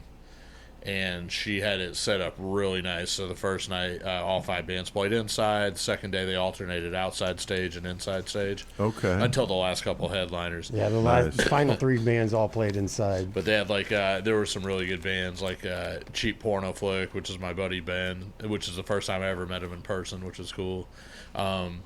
Virulent Excision, which is Miguel's band, who does Chicago Domination Deterioration, Fest. man. Deterioration. Oh my fuck, dude. Those guys were so badass. 2 man, just straight grindcore. Just fucking phenomenal. And bro. I've been doing shows with them since 2007, so that was really cool. Yeah. Carnographer, that was my favorite band there. And then Abolishment of Flesh from Texas. Yeah, I've seen them before. And then you got Jake, the bassist for Lividities. They're bassist and front man when they play. Dude, it was so fucking sick, man. Yeah. So anyway, a lot of good bands. Met a lot of cool people. Yeah, met a lot of cool people. It was just a really good time. No fights.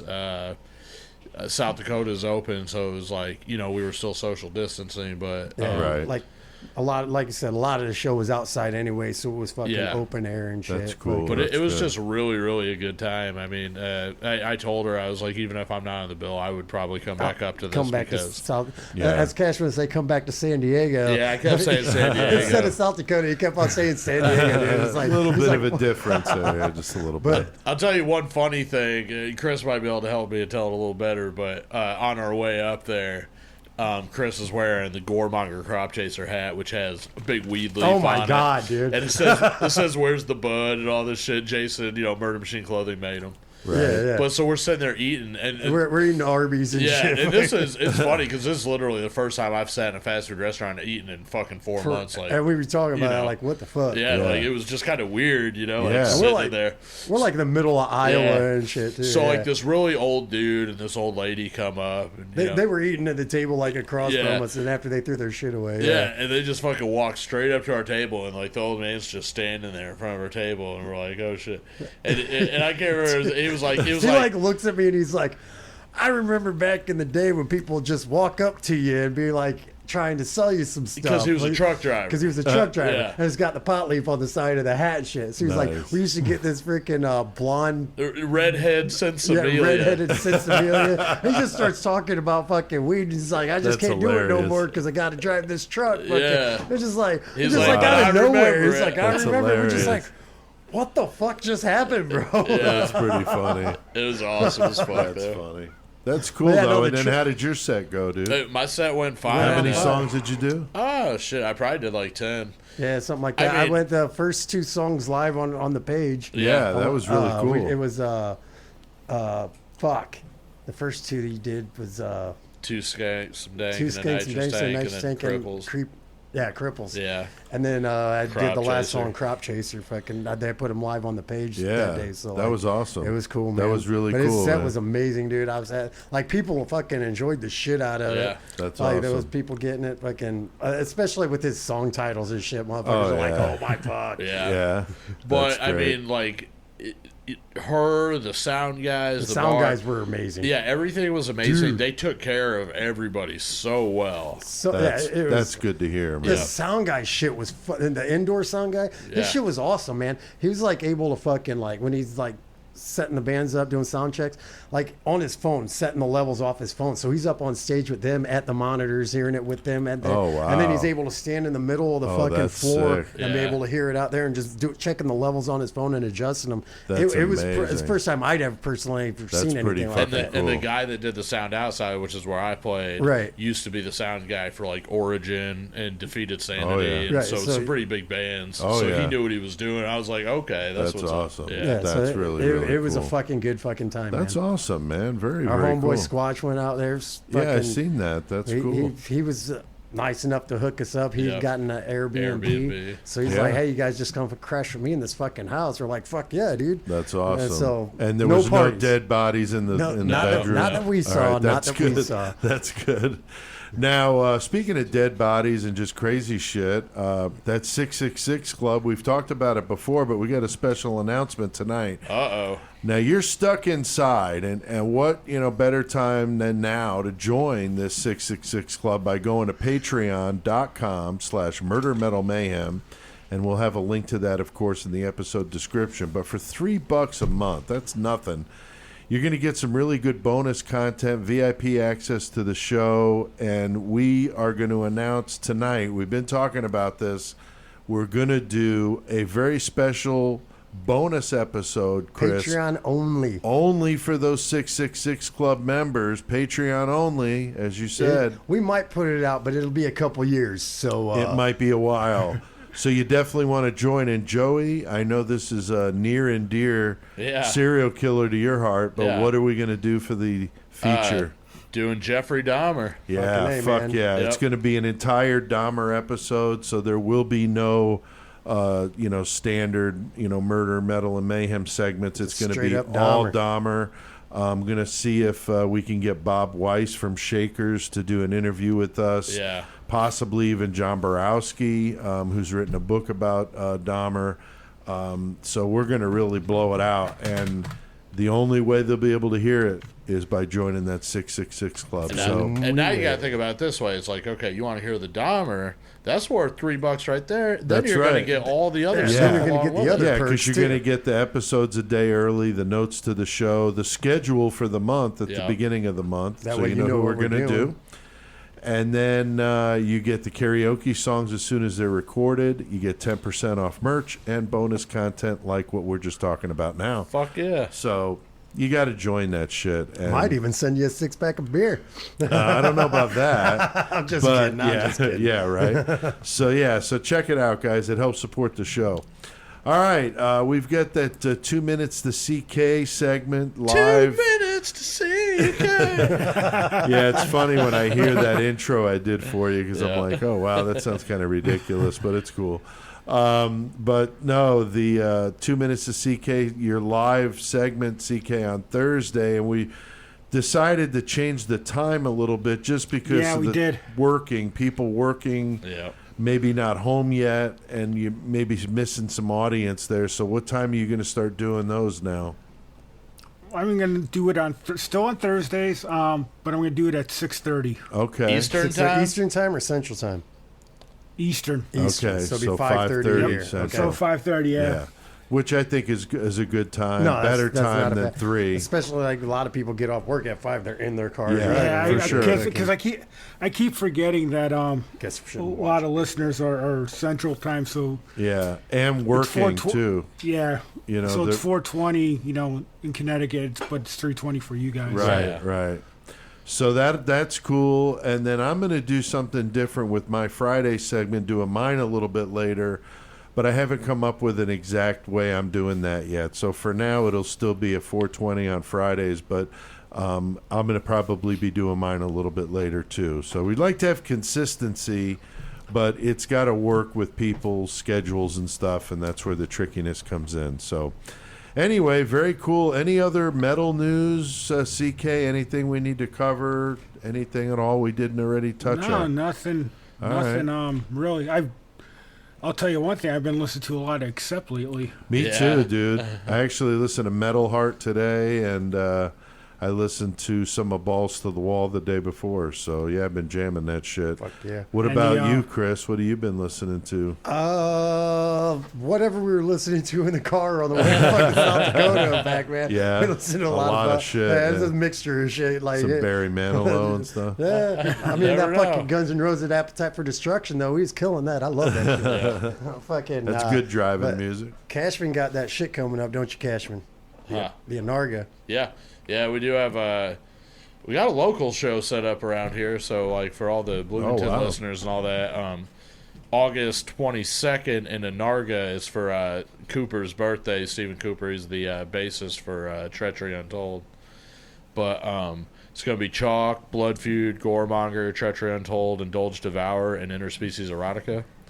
So pretty good lineup. So that's August 22nd here in Anarga, Illinois. Yeah, in Anarga, Illinois. Okay. It's kind of curious because, with my Heart of Illinois show, I'm trying to figure out, because I really want to do that shit, but I know. Shit's just so weird right now. I know. So going to do this show, that's going to be a pretty good experiment in seeing, how shit's going to go. Yeah. Right. That's a good idea. And it's at what, Home Plate? Is that the name it's of at the bar? Home Plate in Anarga, and I'm also going to look into possibly talking to them just to be like, hey, if I have any issues, what about if I come do something here and bring y'all some money, you know what I'm saying? Yeah, it's a good idea. Yeah. All right, well, very good. I think we've educated the masses on some metal tonight. So, CK, what the fuck do we need to do? We're going to get our mayhem on. I always thought you were my friend, but it seems that in the end you're backstabbing fire. I always trusted you and me, now the mess is on the sea, you're backstabbing fire.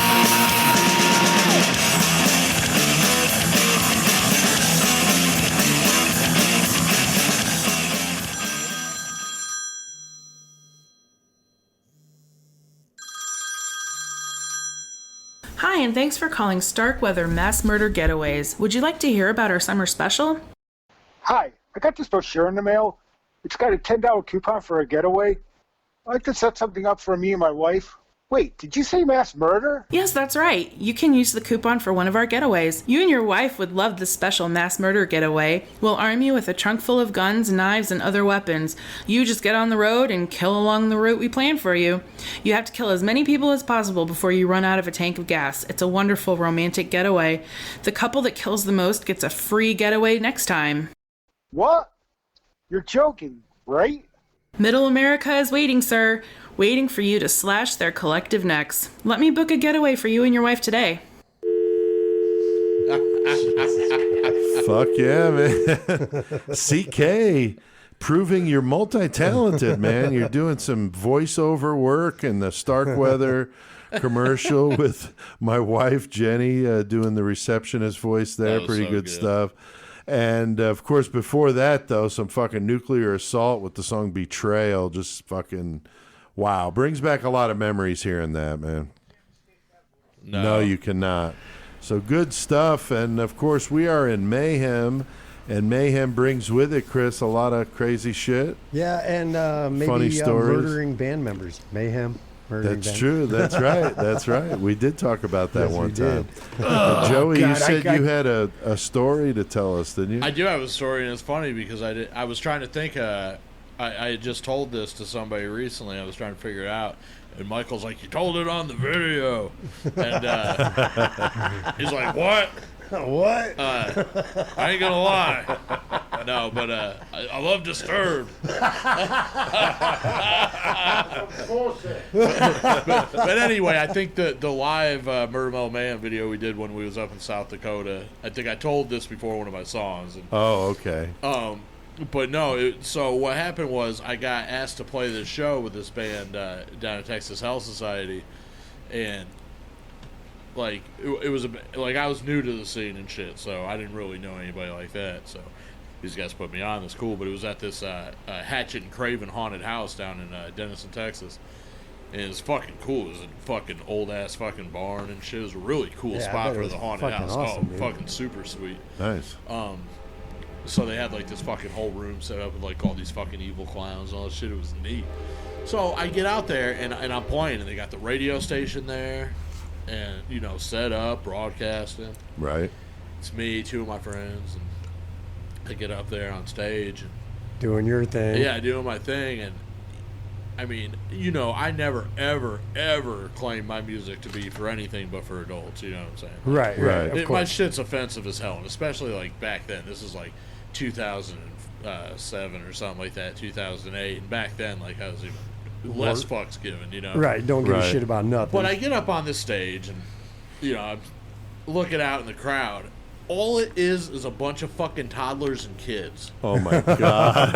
I'm like, where are all these fucking the band that like the headline? I mean, I'm Goremonger, and the band that was headline was Hell Society. Right. So it's not like you're mistaken what you're seeing, and I'm just like, man, what the hell is going on? So as my show is going on, and I'm playing for these kids, and there's like fucking evil clowns coming out behind me and they're dancing with me while I'm playing. My god! It was pretty fucking cool, but that's funny. It was just tripping me out. But so every time like one of my samples would come up, you know what I'm saying? Yeah. I'm trying to like growl and yell shit over the mic to muffle all that shit, right? And so I'm just like, Jesus Christ.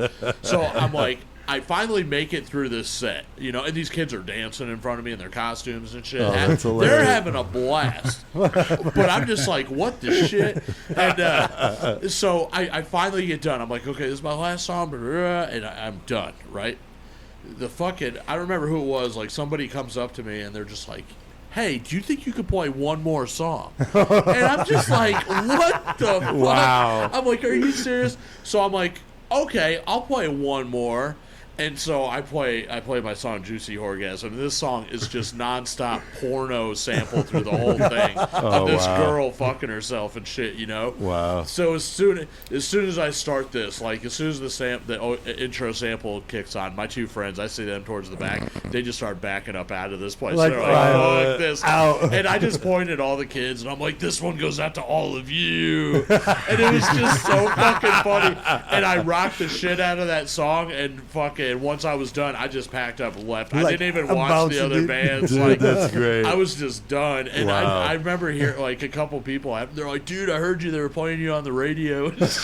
That's funny. Yeah, but to me, to this day, that goes down as one of the weirdest sets. Oh, Yeah. I bet, dude. Like it's Goremonger playing for a bunch of there fucking there was kids. literally Like, just no parents around. Like, where the That's fuck were funny. they? You know? that's I had fucked up. not quite the same, but it's in low 12. We played up at Chicago for the first time, and anybody from downstate Illinois in a band, you know, you look to Chicago as like, man, that's like cool. Yeah. You know, like Yeah.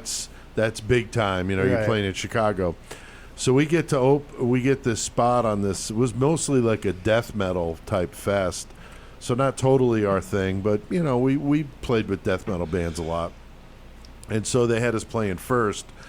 And so we got up there, and it's like all these dudes in the front. You know, you could see like Dying Fetus shirts, Right. Death, you know, Slayer. I mean, like dudes that are Slayer's not death metal, but you know what I'm saying. I mean, Straight death metal dudes. These are guys that are like really wanting to hear heavy stuff. And so we get up there and we played. I don't remember what song we opened with, but they weren't like really doing much, you know. So I'm just like, oh man, you know. And I had my fucking tampons there that I used to throw. Right. I remember. And so we finished the first song, and instead of going right into the next song, I was like, man, we're from Bloomington, Illinois. We're low 12. And I said, I thought everybody up here in Chicago is supposed to be so fucking badass. You guys look like a bunch of fucking pussies standing there. And I remember Tim said afterward, he's like, dude, I looked over at you like, are you fucking out of your mind? We're Why going are to you die doing up here. And I remember I pulled a tampon out of the back of my pocket and threw it at this dude in front of me, and it hit him right in the forehead. And I'm like, either we're all going to die or this shit's going to get fucking nuts. And it went nuts, It was dude. fucking crazy. They were diving and pitting. I mean, it was yeah, dude. sick as fuck. And we walked off there like, hell yeah. And Tim's like, what the fuck is wrong with What you? were you thinking, motherfucker? God damn. You know, it was so funny. And then at the end of the night, Tim got, the bar gave him, it was, you know, closing time. They gave Tim a 12-pack of package to take with us, Right. you know, which, you know. And Tim, I remember, because he was fucking hammered in the van. So we got like this almost 2.5, 3 hour ride home with Tim drunk Just as fuck, wasted as all fuck. on, all up, because we just tore it the fuck up in Chicago, and especially with the shit I said and all this stuff. Right. So we were all like on fire, you know, pumped up, and Tim's just fucking going on and on about, dude, you know you fucking made it when the fucking bar gives you a fucking 12-pack. I'm like, dude, seriously, You made it, bro. You Cost made him it. $5, man. Whatever, you know. That's great. But yeah, Tim just thought that was the coolest fucking thing. Oh, yeah, man. Wasn't talking about, you know, how great the night was in the pit and the got diving. free beer, man. He That's got all that some free matters. beer. He couldn't fucking believe it. So It was Yeah, probably it was- skunk. It was probably skunk beer. no, it was all right. It wasn't anything like I gave to the certain person. Yeah, to No. Lenny. Yeah, to Lenny, the dumb drummer. All right, well, we got a killer cage match to get to tonight, guys. We know the killer cage match is a popular part of the show where we take a list of 70 killers and 70 objects, and this shit's just all over the place. And we let our listeners, Chris, pick those numbers, Yes, we some do random every numbers. We time. got a few listeners to Yeah. thank once again. We got Mr. Rick Ring, Mr. Stephen Lyles, and Greg Maxlader. Yeah, Getting Greg out there. What's it Maxlader, going? man. So thanks for the Fucking numbers, A. homeboys. Yeah, thanks for the numbers, Greg, Steven, and Rick. That's awesome. Tonight, we got a good one. As always, Joey, who we got in that cage tonight, brother? Jerry Bruto There we go. and Jeffrey Dahmer. Nice. So, speak of the devil, we were Yeah. talking about Dahmer, 213 Patreon. himself. Go get the Get that Patreon. Patreon, homie. Yeah, you want to hear that Dahmer episode, man. That's Yeah. going to be fucking sick. I man. mean, we might even do a fucking special cage match. Dude. we might have to. I just made that up just now, so that Dahmer could be not. versus all his 17 victims. Dude, what the fuck? That would be fucking crazy, man. Holy Dahmer shit. versus the ghosts of his 17 victims. There you go. That'd be fucking that might be insane, it, dude. man. So it's going to be a good match tonight. Jerry Brudos, the shoe fetish slayer, and Jeffrey Dahmer, we know all about him, the cannibal. They're going to be fighting CK got a couple of good objects that they're fighting with. What do we got here tonight, brother? They're going to be fighting with a slingshot with a bucket full of D batteries. That's a big fucking battery, too. That's going to fucking hurt, man. Oh, yeah. A frosty mug of frozen piss. Damn. And the variable is going to be 2 crack whores fighting over a $10 bill. Nice. Crack whores fighting over a $10 bill. A Gotta bucket like full of D-cell batteries and a slingshot with a frosty mug of frozen piss. Jeffrey Dahmer, Jerry Brudos. Chris, All right. what are you thinking, man? So this has got to go between who... Okay, so here's my thing. The crack whores, I ain't worried about them doing anything. Over the money. They're fighting over the money. Yeah. But... them hookers wear some fucking nice shoes. Oh, yeah. Bruto's fucking... or boots or something. Yeah, Bruto's eye might be catching that damn. over there and be like, Yeah. oh, man, I don't want to fight. I want them fucking shoes. Right. So, like, while It's very he's possible. like... So, I'm guessing, like... Well, I'm going to say, like, while Bruto's is fighting... Like, just... These whores are fighting. They don't care. He's just trying to steal the shoes. He's tackling them to the ground, taking the shoes. Like, I'll give you both $10. Just give me the shoes. Okay. And fucking... But So he's at getting the shoes. meantime, and at though, the same time, Dahmer, Dahmer's over here. He's like, huh... I don't care about these bitches, obviously. Right. Is I he think going he's just for the gonna- I think he's frosty gonna mug go- of piss, or is I he? think he's going to go for the frosty mug of piss and just smack Brutos over the back of the head Yeah. with that fucking frozen-ass glass of piss and just knock his ass out. Be Maybe like, make hey, him a you zombie." Bitches, you girls leave. I don't even care no more.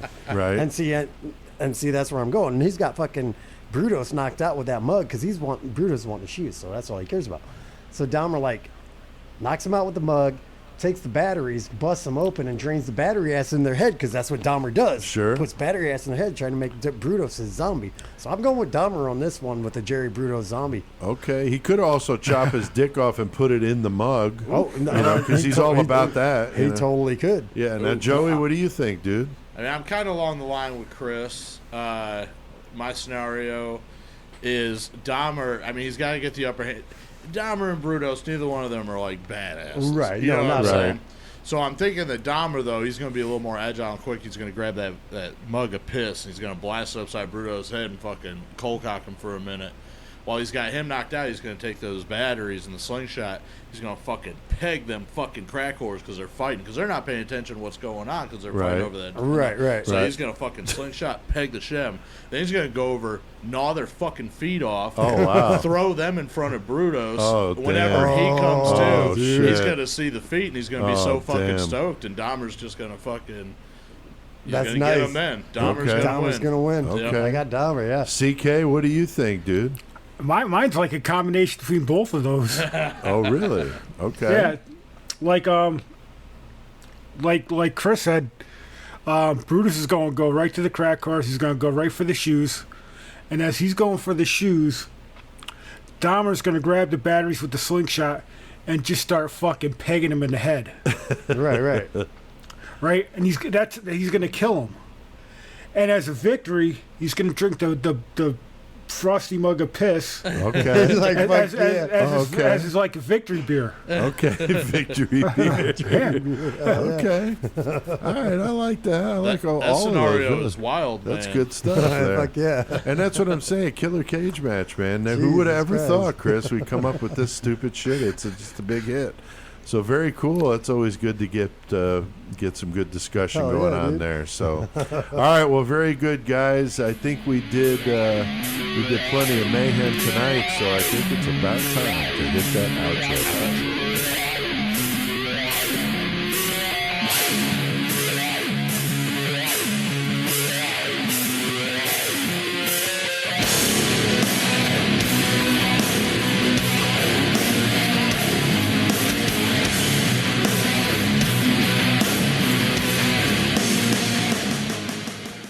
Fuck yeah, man. Some Fucking Testament, Hammer of the Gods. In light of the fact that we talked about Tyler Hadley. I mean, you got to have another Hammer song. Yeah, well, I had a few in mind, but then I knew we had to do Nuclear Assault, so I'm like, okay, so it's okay.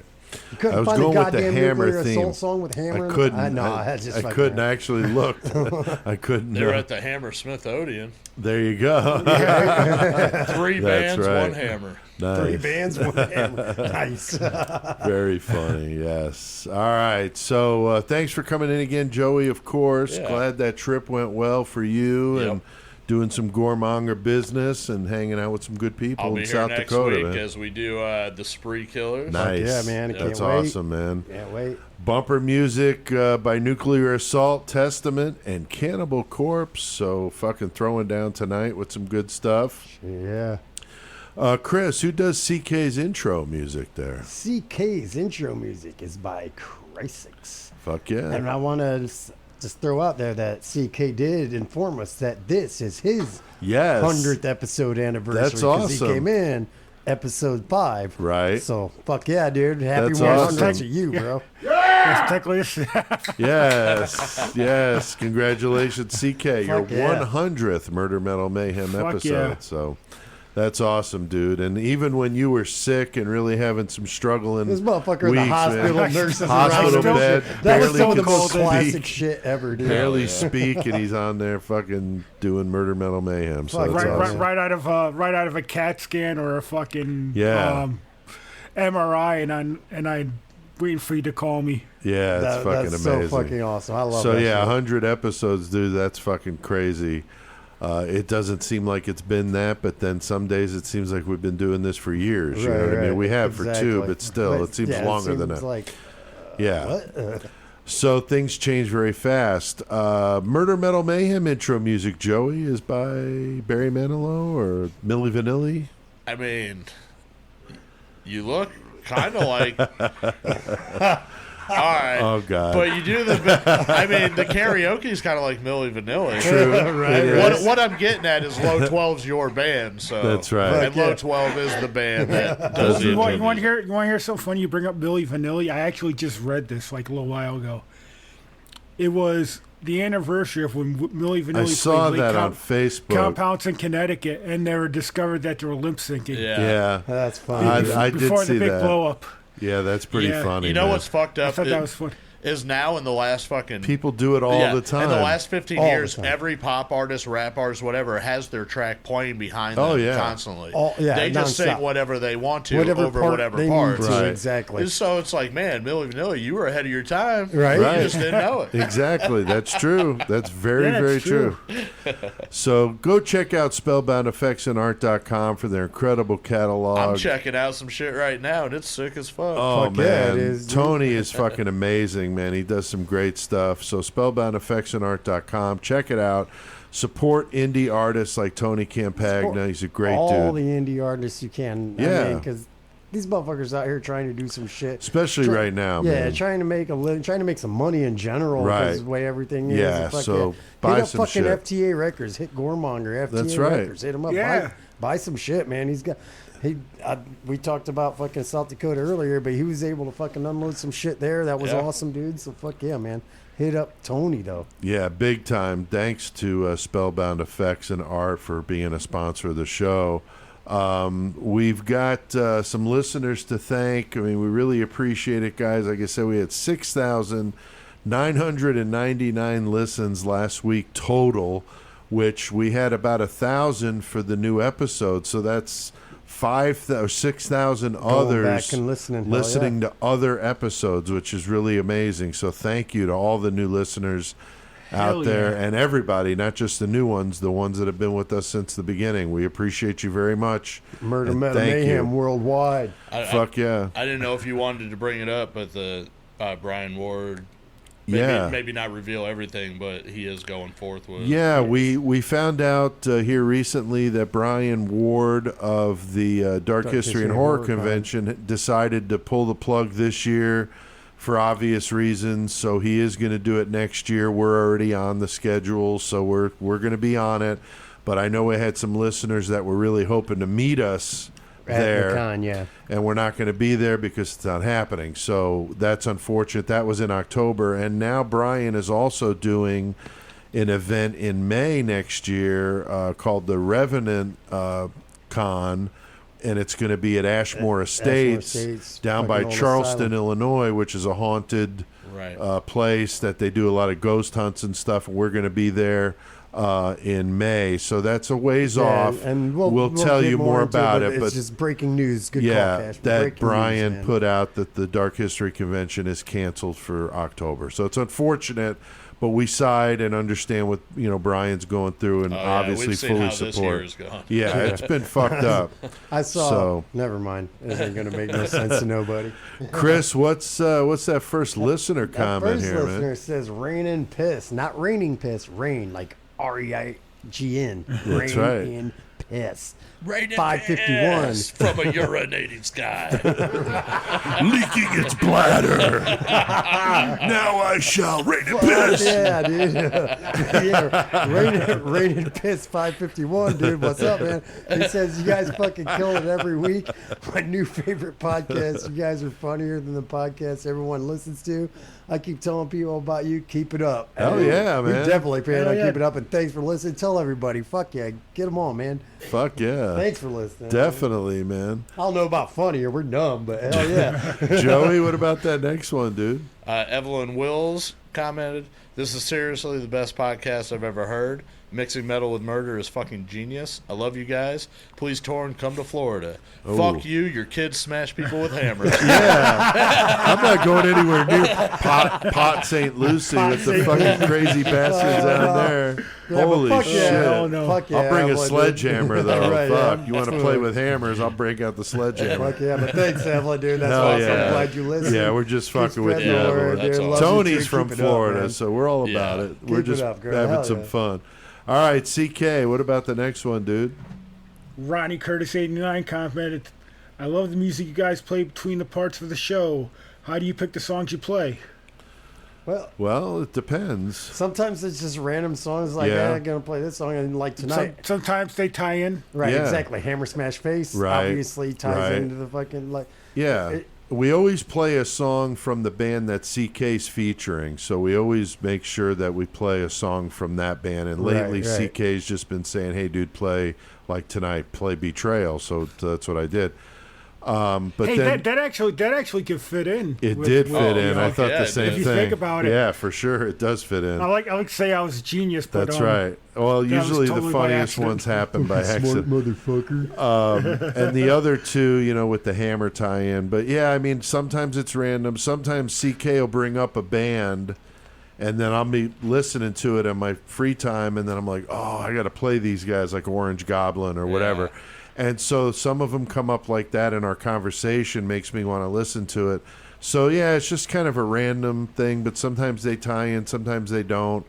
Usually it's something I'm digging, or Chris may send me something and say, hey, check this out. So try to keep it mixed up too, to not always play, death metal or classic, but just kind of mix it up. Very cool. And then the last one there, Chris. Oh, this motherfucking This is for you. Right. Yeah, Dank Bud 69. Fuck yeah, what up? Fucking the karaoke shit cracks me up. Don't Worry, Be Happy was really the best one yet. Laughed my ass off in Montreal. Nice. Fuck yeah, dude. Hell yeah, Dank Bud 69 in Montreal, which is on the top 10 cities list right now. Shit, so that's fucking awesome. I love them Dank Buds too. And thanks for the comment on Don't Worry, Be Happy. That was a fun one to do. I know, CK, you got a kick out of that. That was fucking funny. That actually took some work for you. Yeah, it did. Dude. It was a little bit of work to do that one. So that was funny. Well, don't forget to check out murdermetalmayhem.com to listen to all our episodes and bonus content. And all 105. Fuck plus yeah. Bonus. Plus bonus, yes. Also, go check out the Murder Metal Mayhem YouTube channel and subscribe to that. Follow us on Twitter at Get Your Murder On and like us on Facebook. We'll have all these links in the episode description. Join that 666 Club we've been talking about. Support the podcast on our Patreon page at patreon.com/murdermetalmayhem. $3 a month. Get all sorts of VIP access, and you're going to get to listen to the Dahmer episode, which is going to be fucking awesome. And that's all. That's going to be good. You get to hear that. That's right. And before we end the show, I just got one thing I want to say. Yeah. For anyone that knows, because I know there's people out there that know, I just want to say, bang, bang, boogie, boogie, bang, bang. That's it. Okay. Yeah, don't miss next week. We do some spree killers. That should be fucking wild. And I had to destroy another karaoke song this week from a band I absolutely despise, but just for the sake of the podcast, I thought it kind of fit with Tyler Hadley just being a partying fucking fool. So until next time, keep one foot in the gutter. And keep that hammer smashing faces, dude. I just want to go on the record as saying I still fucking hate Kiss, man. I mean, I really fucking hate Kiss. You show us everything you've got. You keep a denting and the room gets hot. You drive us wild, we'll drive you crazy. You say you want to go for a spin. The party's in Bingo will let you in. You drive us wild, we'll drive you crazy. You keep on shouting, you keep on shouting. I wanna rock and roll all night and party every day. I wanna rock and roll all night and party every day. I wanna rock and roll all night and party every day. I wanna rock and roll all night and party every day. You keep on saying you'll be mine for a while. You're looking fancy and I like your style. You drive us wild, we'll drive you crazy. You show us everything you've got. Baby, baby, that's quite a lot. And you drive us wild, we'll drive you crazy. You keep on shouting, you keep on shouting. I wanna rock and roll all night and party every day. I wanna rock and roll all night and party every day. I wanna rock and roll all night and party every day. I wanna rock and roll all night and party every day. I wanna rock and roll all night and party every day. I wanna rock and roll all night and party every day. I wanna rock and roll all night and party every day. I wanna rock and roll all night. Mother, man.